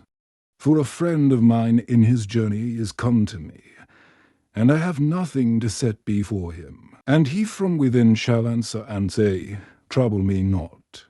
The door is now shut, and my children are with me in bed. I cannot rise and give thee. I say unto you, though he will not rise and give him, because he is his friend, yet because of his importunity he will rise and give him as many as he needeth. And I say unto you, Ask, and it shall be given you. Seek, and ye shall find. Knock, and it shall be opened unto you. There are 3 principal characters in this quotation, you and the 2 friends mentioned. The first friend is a desired state of consciousness. The second friend is a desire seeking fulfillment. 3 is the symbol of wholeness, completion. Loaves symbolize substance. The shut door symbolizes the senses which separate the seen from the unseen. Children in bed means ideas that are dormant. Inability to rise means a desired state of consciousness cannot rise to you. You must rise to it. Importunity means demanding persistency, a kind of brazen impudence. Ask, seek, and knock mean assuming the consciousness of already having what you desire. Thus the scriptures tell you that you must persist in rising to assuming the consciousness of your wish already being fulfilled. The promise is definite that if you are shameless in your impudence in assuming that you already have that which your senses deny, it shall be given unto you. Your desire shall be attained. The Bible teaches the necessity of persistence by the use of many stories. When Jacob sought a blessing from the angel with whom he wrestled, he said, I will not let thee go, except thou bless me. When the Shunammite sought the help of Elisha, she said, As the Lord liveth, and as thy soul liveth, I will not leave thee, and he arose and followed her. The same idea is expressed in another passage. And he spake a parable unto them that men ought always to pray, and not to faint, saying, There was in a city a judge, which feared not God, neither regarded man, and there was a widow in that city.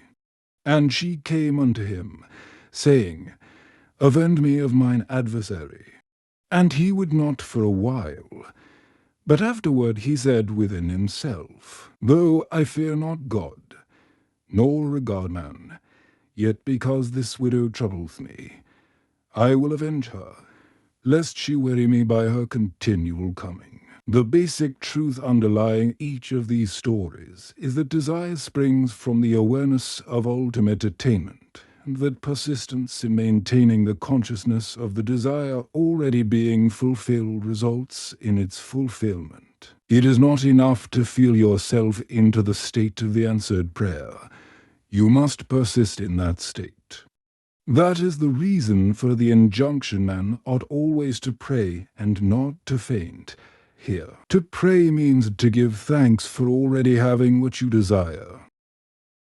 Only persistency in the assumption of the wish fulfilled can cause those subtle changes in your mind which result in the desired change in your life.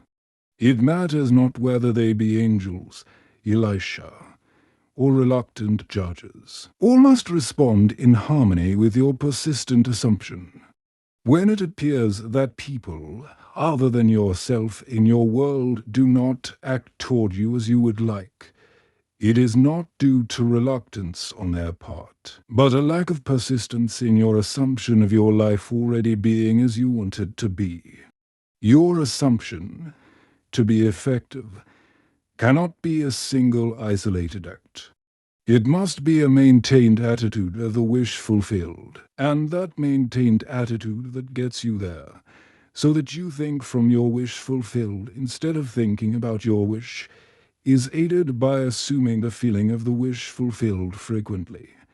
It is the frequency, not the length of time, that makes it natural.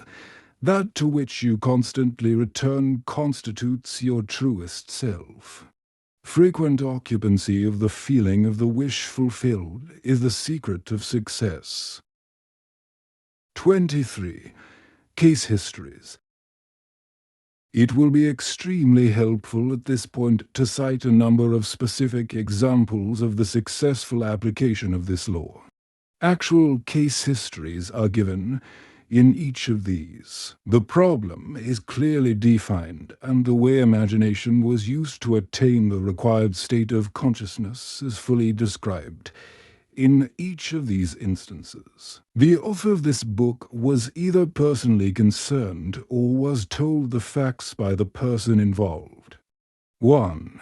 This is a story with every detail of which I am personally familiar. In the spring of 1943, a recently drafted soldier was stationed in a large army camp in Louisiana.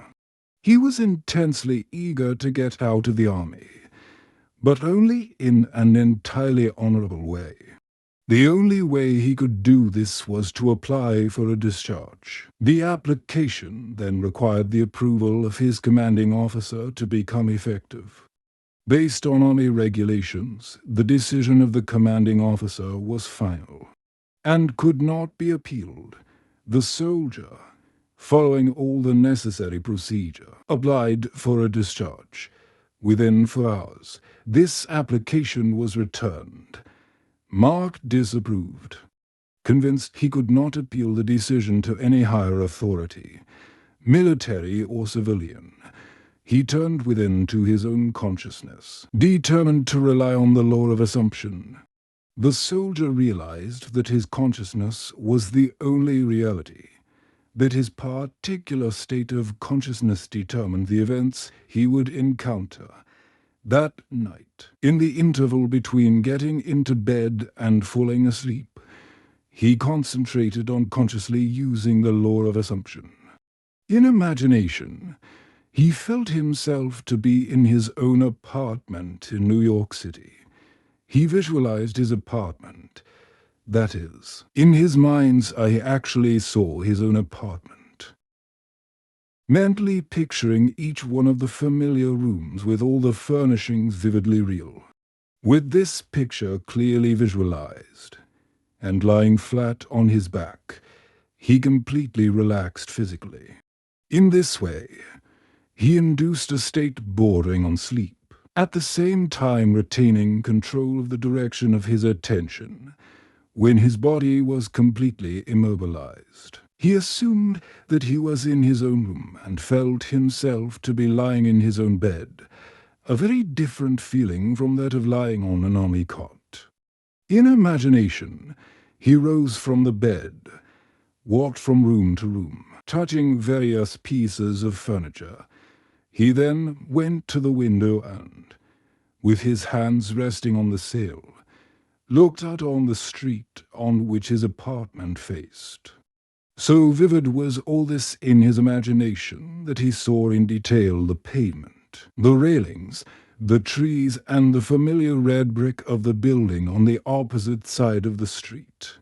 He then returned to his bed and felt himself drifting off to sleep. He knew that it was most important in the successful use of this law that at the actual point of falling asleep, his consciousness be filled with the assumption that he was already what he wanted to be. All that he did in imagination was based on the assumption that he was no longer in the army. Night after night, the soldier enacted this drama. Night after night, in imagination, he felt himself honorably discharged, back in his home, seeing all the familiar surroundings and falling asleep in his own bed. This continued for 8 nights. For 8 days, his objective experience continued to be directly opposite to his subjective experience in consciousness each night. Before going to sleep, on the 9th day, orders came through from battalion headquarters for the soldier to fill out a new application for his discharge. Shortly after this was done, he was ordered to report to the colonel's office. During the discussion, the colonel asked him if he was still desirous of getting out of the army. Upon receiving an affirmative reply, the colonel said that he personally disagreed, and while he had strong objections to approving of the discharge, he had decided to overlook these objections and to approve it. Within a few hours, the application was approved and the soldier, now a civilian, was on a train bound for home. This is a striking story of an extremely successful businessman demonstrating the power of imagination and the law of assumption. I knew this family intimately, and all the details were told to me by the son described herein. The story begins when he was 20 years old. He was next to the oldest in a large family of 9 brothers and 1 sister. The father was one of the partners in a small merchandising business in his 18th year. The brother referred to in this story left the country in which they lived and traveled 2,000 miles to enter college and complete his education. Shortly after his first year in college, he was called home because of a tragic event in connection with his father's business. Through the machinations of his associates, the father was not only forced out of his business, but was the object of false accusations impugning his character and integrity. At the same time, he was deprived of his rightful share in the equity of the business. The result was he found himself largely discredited and almost penniless. It was under these circumstances that the son was called home from college. He returned, his heart filled with one great resolution. He was determined that he would become outstandingly successful in business. The first thing he and his father did was to use the little money they had to start their own business. They rented a small stall on a side street not far from the large business of which the father had been one of the principal owners. There they started a business bent upon real service to the community. It was shortly thereafter that the son, with instinctive awareness that it was bound to work, deliberately used imagination to attain an almost fantastic objective. Every day, on the way to and from work, he passed the building of his father's former business, the biggest business of its kind in the country. It was one of the largest buildings, with the most prominent location in the heart of the city. On the outside of the building was a huge sign on which the name of the firm was painted in large bold letters.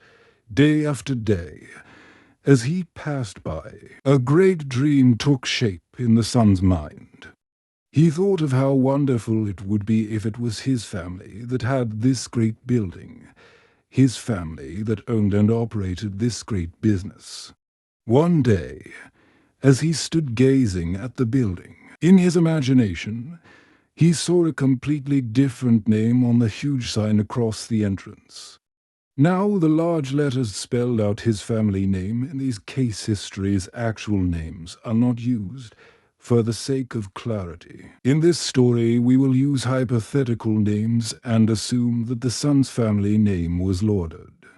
Where the sign read Effenmoth and Co., in imagination, he actually saw the name, letter by letter, and Lauded and Sons.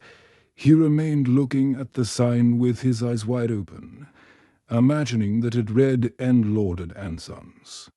Twice a day, week after week, month after month, for 2 years, he saw his family name over the front of that building. He was convinced that if he felt strongly enough that a thing was true, it was bound to be the case, and by seeing in imagination his family name on the sign, which implied that they owned a business, he became convinced that one day they would own it. During this period, he told only one person what he was doing. He confided in his mother, who with loving concern tried to discourage him in order to protect him from what might be a great disappointment. Despite this, he persisted day after day. 2 years later, the large company failed and the coveted building was up for sale. On the day of the sale, he seemed no nearer ownership than he had been 2 years before, when he began to apply the law of assumption. During this period, they had worked hard, and their customers had implicit confidence in them. However, they had not earned anything like the amount of money required for the purchase of the property, nor did they have any source from which they could borrow the necessary capital. Making even more remote their chance of getting it was the fact that this was regarded as the most desirable property in the city, and a number of wealthy business people were prepared to buy it on the actual day of the sale. To their complete surprise, a man, almost a total stranger, came into their shop and offered to buy the property for them. Due to some unusual conditions involved in this transaction, the Sons family could not even make a bid for the property. They thought the man was joking. However, this was not the case. The man explained that he had watched them for some time, admired their ability, believed in their integrity, and that supplying the capital for them to go into business on a large scale was an extremely sound investment for him. That very day the property was theirs. What the son had persisted in seeing in his imagination was now a reality. The hunch of the stranger was more than justified. Today, this family owns not only the particular business referred to, but owns many of the largest industries in the country in which they live. The son, seeing his family name over the entrance of this great building, long before it was actually there, was using exactly the technique that produces results. By assuming the feeling that he already had what he desired, by making this a vivid reality in his imagination, by determined persistence, regardless of appearance or circumstance, he inevitably caused his dream to become a reality. Point 3. This is the story of a very unexpected result of an interview with a lady who came to consult me. One afternoon, a young grandmother, a businesswoman in New York, came to see me. She brought along her 9-year-old grandson, who was visiting her from his home in Pennsylvania. In response to her questions, I explained the law of assumption, describing in detail the procedure to be followed in attaining an objective. The boy sat quietly, apparently absorbed in a small toy truck, while I explained to the grandmother the method of assuming the state of consciousness that would be hers were her desire already fulfilled. I told her the story of the soldier in camp, who, each night, fell asleep, imagining himself to be in his own bed in his own home. When the boy and his grandmother were leaving, he looked up at me with great excitement and said, "I know what I want, and now I know how to get it." Surprised, I asked him what it was he wanted. He told me he had his heart set on a puppy. To this, the grandmother vigorously protested, telling the boy that it had been made clear repeatedly that he could not have a dog under any circumstances, that his father and mother would not allow it, that the boy was too young to care for it properly, and furthermore, the father had a deep dislike for dogs. He actually hated to have one around. All these were arguments the boy, passionately desirous of having a dog, refused to understand. "Now I know what to do," he said. "Every night, just as I am going off to sleep, I am going to pretend that I have a dog and we are going for a walk." "No," said the grandmother, "that is not what Mr. Neville means. This was not meant for you. You cannot have a dog." Approximately 6 weeks later, the grandmother told me what was to her an astonishing story. The boy's desire to own a dog was so intense that he had absorbed all that I had told his grandmother of how to attain one's desire, and he believed implicitly that at last he knew how to get a dog. Putting this belief into practice, for many nights, the boy imagined a dog was lying in his bed beside him. In imagination, he petted the dog, actually feeling its fur. Things like playing with the dog and taking it for a walk filled his mind. Within a few weeks, it happened. A newspaper in the city in which the boy lived organized a special program in connection with Kindness to Animals Week. All school children were requested to write an essay on why I would like to own a dog. After entries from all the schools were submitted and judged, the winner of the contest was announced. The very same boy who weeks before in my apartment in New York had told me now I know how to get a dog was the winner. In an elaborate ceremony, which was publicized with stories and pictures in the newspaper, the boy was awarded a beautiful collie puppy. In relating this story, the grandmother told me that if the boy had been given the money with which to buy a dog, the parents would have refused to do so and would have used it to buy a bond for the boy or put it in the savings bank for him. Furthermore, if someone had made the boy a gift of a dog, they would have refused it or given it away. But the dramatic manner in which the boy got the dog, the way he won the citywide contest, the stories and pictures in the newspaper, the pride of achievement and joy of the boy himself all combined to bring about a change of heart in the parents, and they found themselves doing that which they never conceived possible. They allowed him to keep the dog. All this the grandmother explained to me, and she concluded by saying that there was one particular kind of dog on which the boy had set his heart. It was a collie. For this was told by the aunt in the story to the entire audience at the conclusion of one of my lectures. During the question period following my lecture on the law of assumption, a lady who had attended many lectures and had had personal consultation with me on a number of occasions, rose and asked permission to tell a story illustrating how she had successfully used the law. She said that upon returning home from the lecture the week before, she had found her niece distressed and terribly upset. The husband of the niece, who was an officer in the Army Air Force stationed in Atlantic City, had just been ordered, along with the rest of his unit, to active duty in Europe. She tearfully told her aunt that the reason she was upset was that she had been hoping her husband would be assigned to Florida as an instructor. They both loved Florida and were anxious to be stationed there and not to be separated.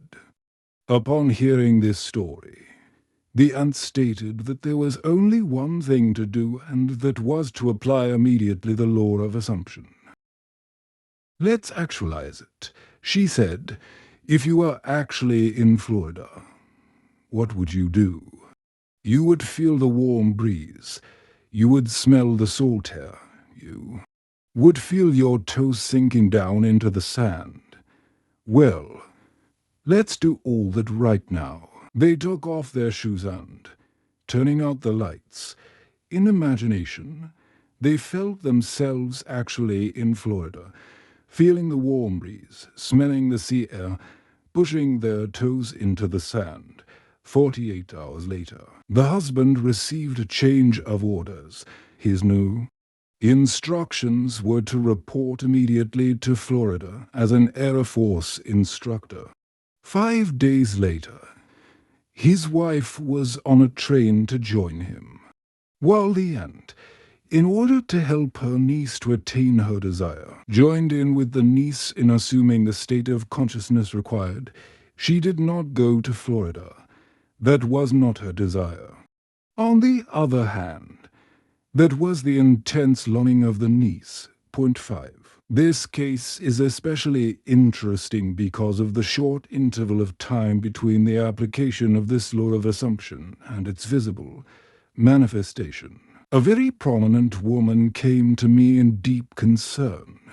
She maintained a lovely city apartment and a large country home. But because the many demands made upon her were greater than her modest income, it was absolutely essential that she rent her apartment if she and her family were to spend the summer at their country home. In previous years, the apartment had been rented without difficulty early in the spring, but the day she came to me, the rental season for summer sublets was over. The apartment had been in the hands of the best real estate agents for months, but no one had been interested even in coming to see it. When she had described her predicament, I explained how the law of assumption could be brought to bear on solving her problem. I suggested that, by imagining the apartment had been rented by a person desiring immediate occupancy, and by assuming that this was the case, her apartment actually would be rented. In order to create the necessary feeling of naturalness, the feeling that it was already a fact that her apartment was rented, I suggested that she drift off into sleep that very night, imagining herself not in her apartment, but in whatever place she would sleep were the apartment suddenly rented. She quickly grasped the idea and said that in such a situation she would sleep in her country home, even though it was not yet opened for the summer. This interview took place on Thursday, at 9 o'clock the following. Saturday morning, she phoned me from her home in the country, excited and happy. She told me that on Thursday night she had fallen asleep actually imagining and feeling that she was sleeping in her other bed in her country home many miles away from the city apartment she was occupying. On Friday, the very next day, a highly desirable tenant, one who met all her requirements as a responsible person, not only rented the apartment, but rented it on the condition that he could move in that very day. Point 6. Only the most complete and intense use of the law of assumption could have produced such results in this extreme situation. 4 years ago, the friend of our family asked that I talk with his 28-year-old son, who was not expected to live. He was suffering from a rare heart disease. This disease resulted in a disintegration of the organ. Long and costly medical care had been of no avail. Doctors held out no hope for recovery for a long time. The son had been confined to his bed. His body had shrunk to almost a skeleton, and he could talk and breathe only with great difficulty. His wife and 2 small children were home when I called, and his wife was present throughout our discussion. I started by telling him that there was only one solution to any problem, and that solution was a change of attitude. Since talking exhausted him, I asked him to nod in agreement if he understood clearly what I said. This he agreed to do. I described the facts underlying the law of consciousness, in fact that consciousness was the only reality. I told him that the way to change any condition was to change his state of consciousness concerning it, as a specific aid in helping him to assume the feeling of already being well. I suggested that in imagination he see the doctor's face expressing incredulous amazement in finding him recovered, contrary to all reason, from the last stages of an incurable disease, that he see him double, checking in his examination and hear him saying over and over, "It's a miracle. It's a miracle."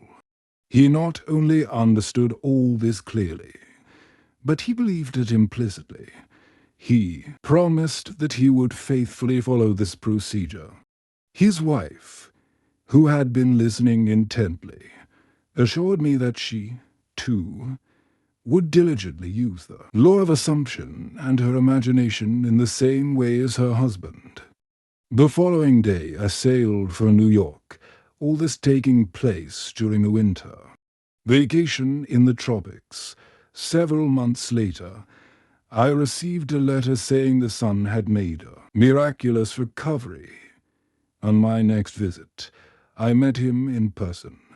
He was in perfect health, actively engaged in business and thoroughly enjoying the many social activities of his friends and family. He told me that from the day I left, he never had any doubt that it would work. He described how he had faithfully followed the suggestion I had made to him, and day after day had lived completely in the assumption of already being well and strong. Now, 4 years after his recovery, he is convinced that the only reason he is here today is due to his successful use of the law of assumption. 7.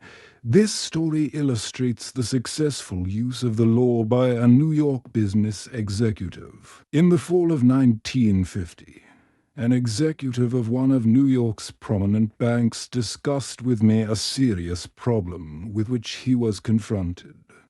He told me that the outlook for his personal progress and advancement was very dim, having reached middle age and feeling that a marked improvement in position and income was justified. He had talked it out with his superiors. They frankly told him that any major improvement was impossible and intimated that if he was dissatisfied, he could seek another job. This, of course, only increased his uneasiness. In our talk, he explained that he had no great desire for really big money, but that he had to have a substantial income in order to maintain his home comfortably and to provide for the education of his children in good preparatory schools and colleges. This he found impossible on his present income. The refusal of the bank to assure him of any advancement in the near future resulted in a feeling of discontent and an intense desire to secure a better position with considerably more money. He confided in me that the kind of job he would like better than anything in the world was one in which he managed the investment funds of a large institution such as a foundation or great university. In explaining the law of assumption, I stated that his present situation was only a manifestation of his concept of himself and declared that if he wanted to change the circumstances in which he found himself, he could do so by changing his concept of himself. In order to bring about this change of consciousness, and thereby a change in his situation, I asked him to follow this procedure every night just before he fell asleep. In imagination, He was to feel he was retiring at the end of one of the most important and successful days of his life. He was to imagine that he had actually closed a deal that very day to join the kind of organization he owned to be with and in exactly the capacity he wanted. I suggested to him that if he succeeded in completely filling his mind with this feeling, he would experience a definite sense of relief. In this mood, his uneasiness and discontent would be a thing of the past. He would feel the contentment that comes with the fulfillment of desire. I wound up by assuring him that if he did this faithfully, he would inevitably get the kind of position he wanted. This was the first week of December. Night after night, without exception, he followed this procedure. Early in February, a director of one of the wealthiest foundations in the world asked this executive if he would be interested in joining the foundation in an executive capacity handling investments. After some brief discussion, he accepted today at a substantially high income and with the assurance of steady progress.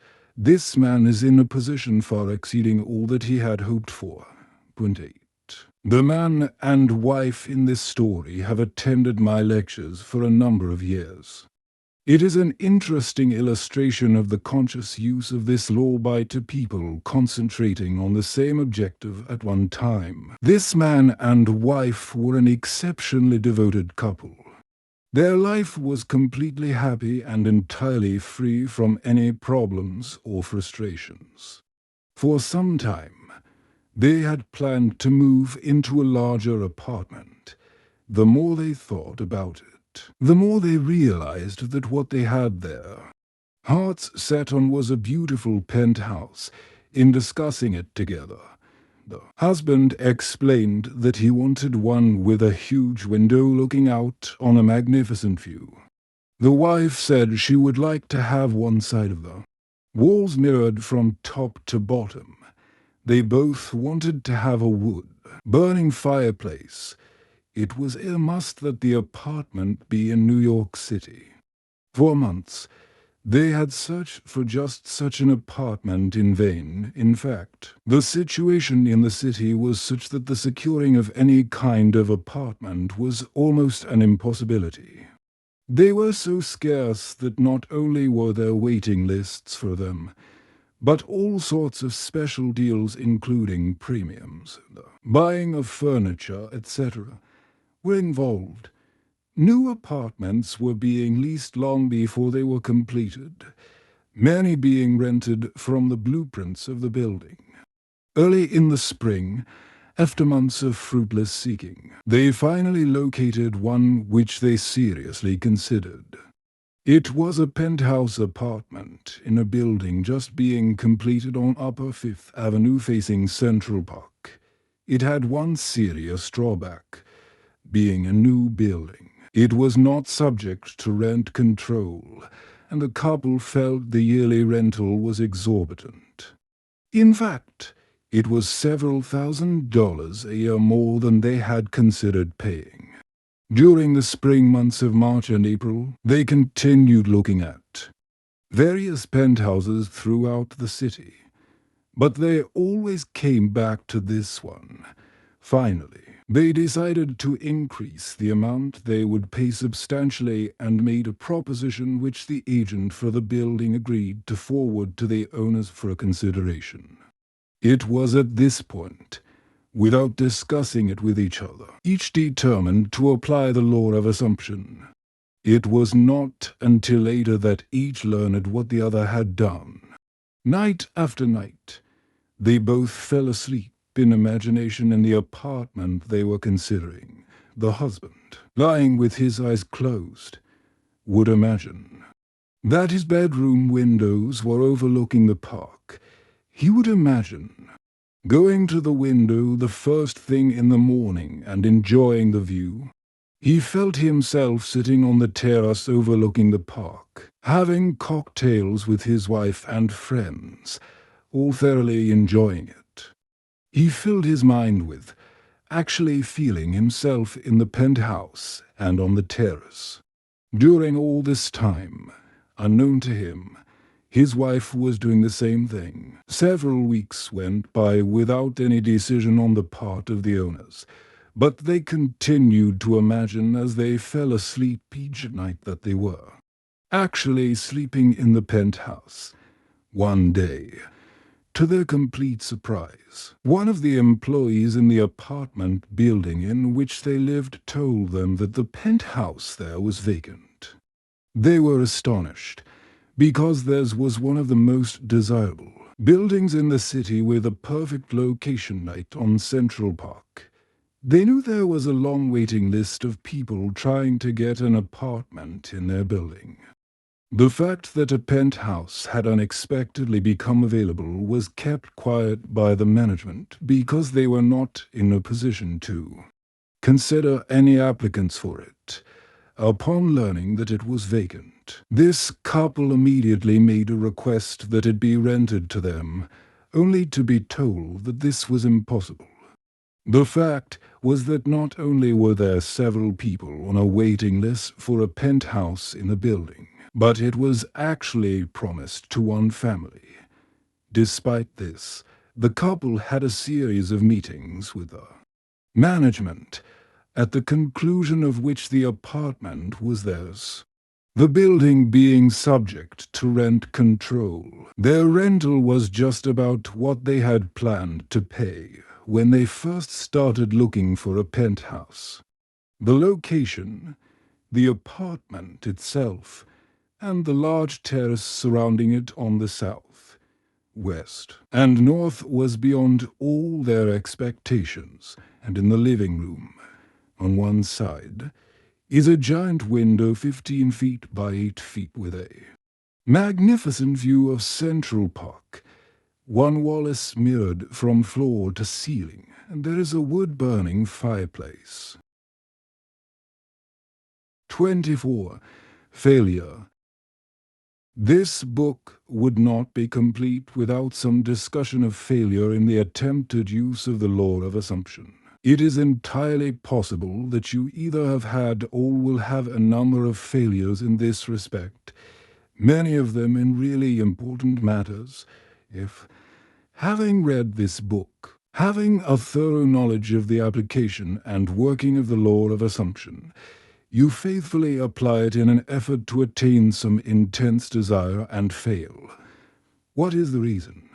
If, to the question, did you persist enough, you can answer yes, and still the attainment of your desire was not realized.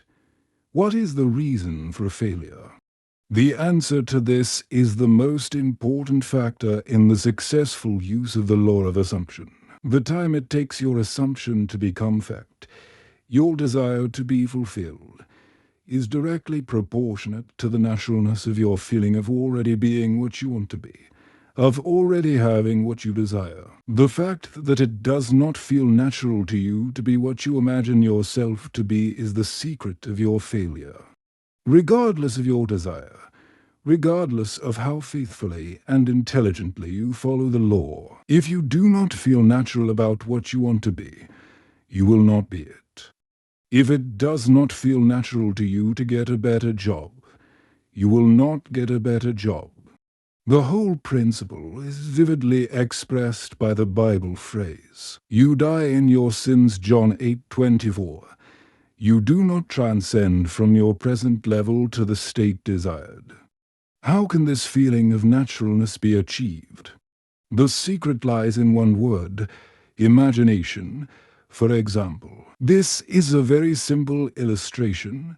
Assume that you are securely chained to a large heavy iron bench. You could not possibly run. In fact, you could not even walk.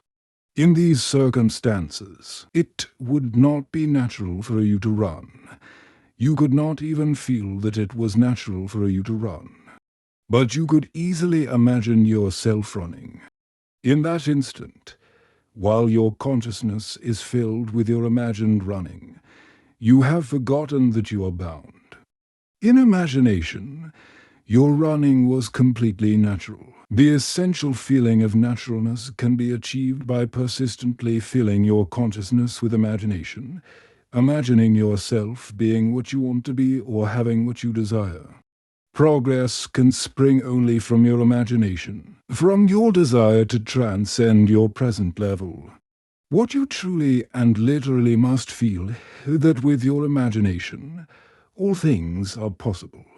You must realize that changes are not caused by caprice, but by a change of consciousness. You may fail to achieve or sustain the particular state of consciousness necessary to produce the effect you desire. But once you know that consciousness is the only reality and is the sole creator of your particular world and have burnt this truth into your whole being, then you know that success or failure is entirely in your own hands. Whether or not you are disciplined enough to sustain the required state of consciousness in specific instances has no bearing on the truth of the law itself. That an assumption, if persisted in, will harden into fact. The certainty of the truth of this law must remain despite great disappointment and tragedy. Even when you see the light of life go out and all the world go on as though it were still day, you must not believe that because your assumption failed to materialize, the truth that assumptions do materialize is a lie. If your assumptions are not fulfilled, it is because of some error or weakness in your consciousness. However, these errors and weaknesses can be overcome. Therefore, press on to the attainment of ever higher levels by feeling that you already are the person you want to be. And remember that the time it takes your assumption to become reality is proportionate to the naturalness of being it. Man surrounds himself with the true image of himself. Every spirit builds itself a house, and beyond its house a world, and beyond its world a heaven. Know then that the world exists for you. For you the phenomenon is perfect. What we are, that only can we see. All that Adam had, all that Caesar could, you have and can do. Adam called his house heaven and earth. Caesar called his house Rome. You perhaps call yours a cobbler's trade, 100 acres of land, or a scholar's garret, yet line for a line and point for point. Your dominion is as great as theirs, though without fine name. Build therefore your own world, as fast as you can form your life to the pure idea in your mind. That will unfold its great proportion. Emerson. 25. Faith. A miracle is the name given, by those who have no faith, to the works of faith. Faith is the substance of things hoped for, the evidence of things not seen. The very reason for the law of assumption is contained in this quotation. If there were not a deep-seated awareness that that which you hope for had substance and was possible of attainment, it would be impossible to assume the consciousness of being or having it. It is the fact that creation is finished and everything exists that stirs you to hope, and hope, in turn, implies expectation. And without expectation of success, it would be impossible to use consciously the law of assumption. Evidence is a sign of actuality.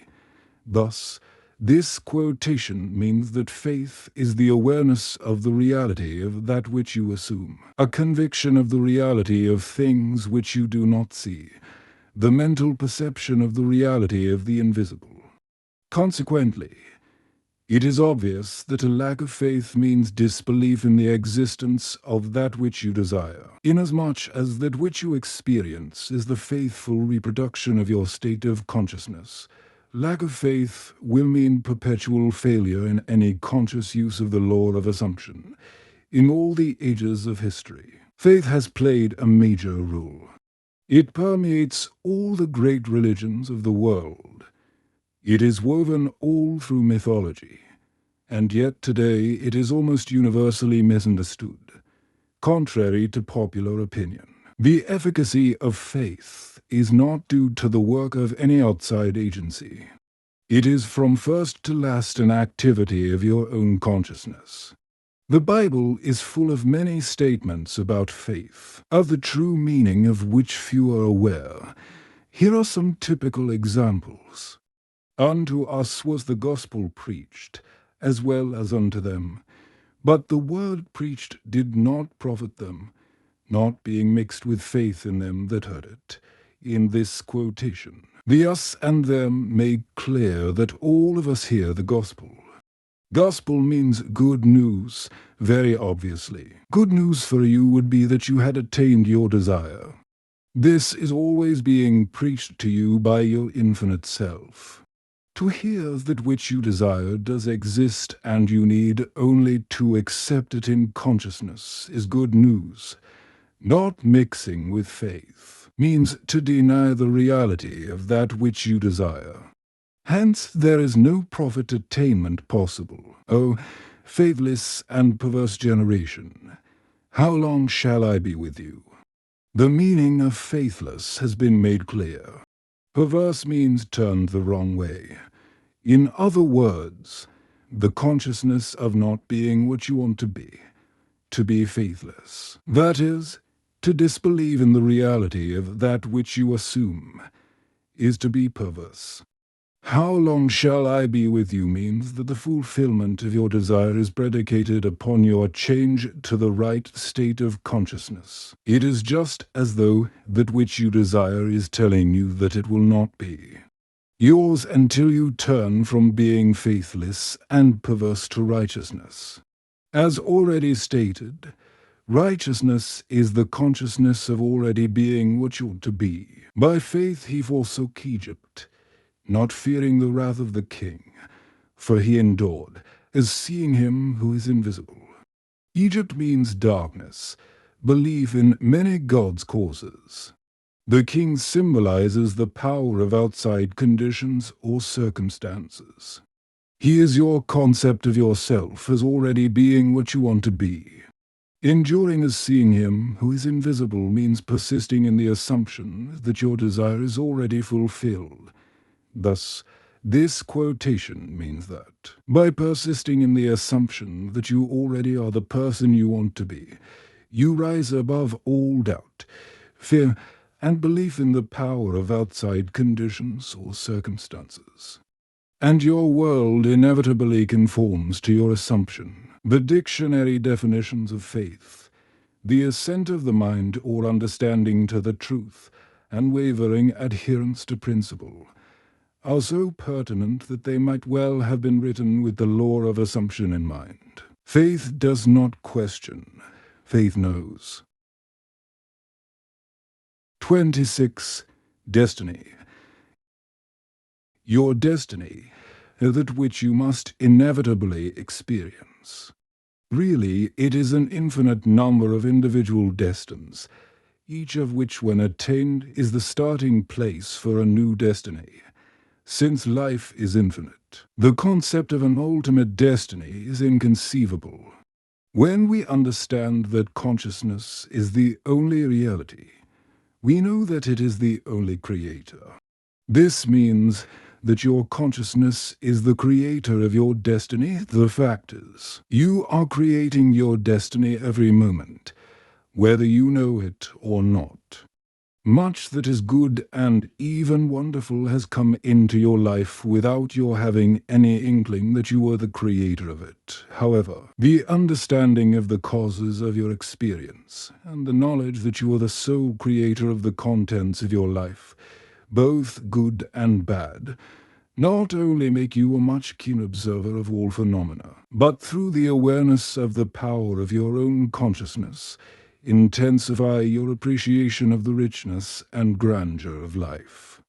Regardless of occasional experiences to the contrary, it is your destiny to rise to higher and higher states of consciousness, and to bring into manifestation more and more of creation's infinite wonders.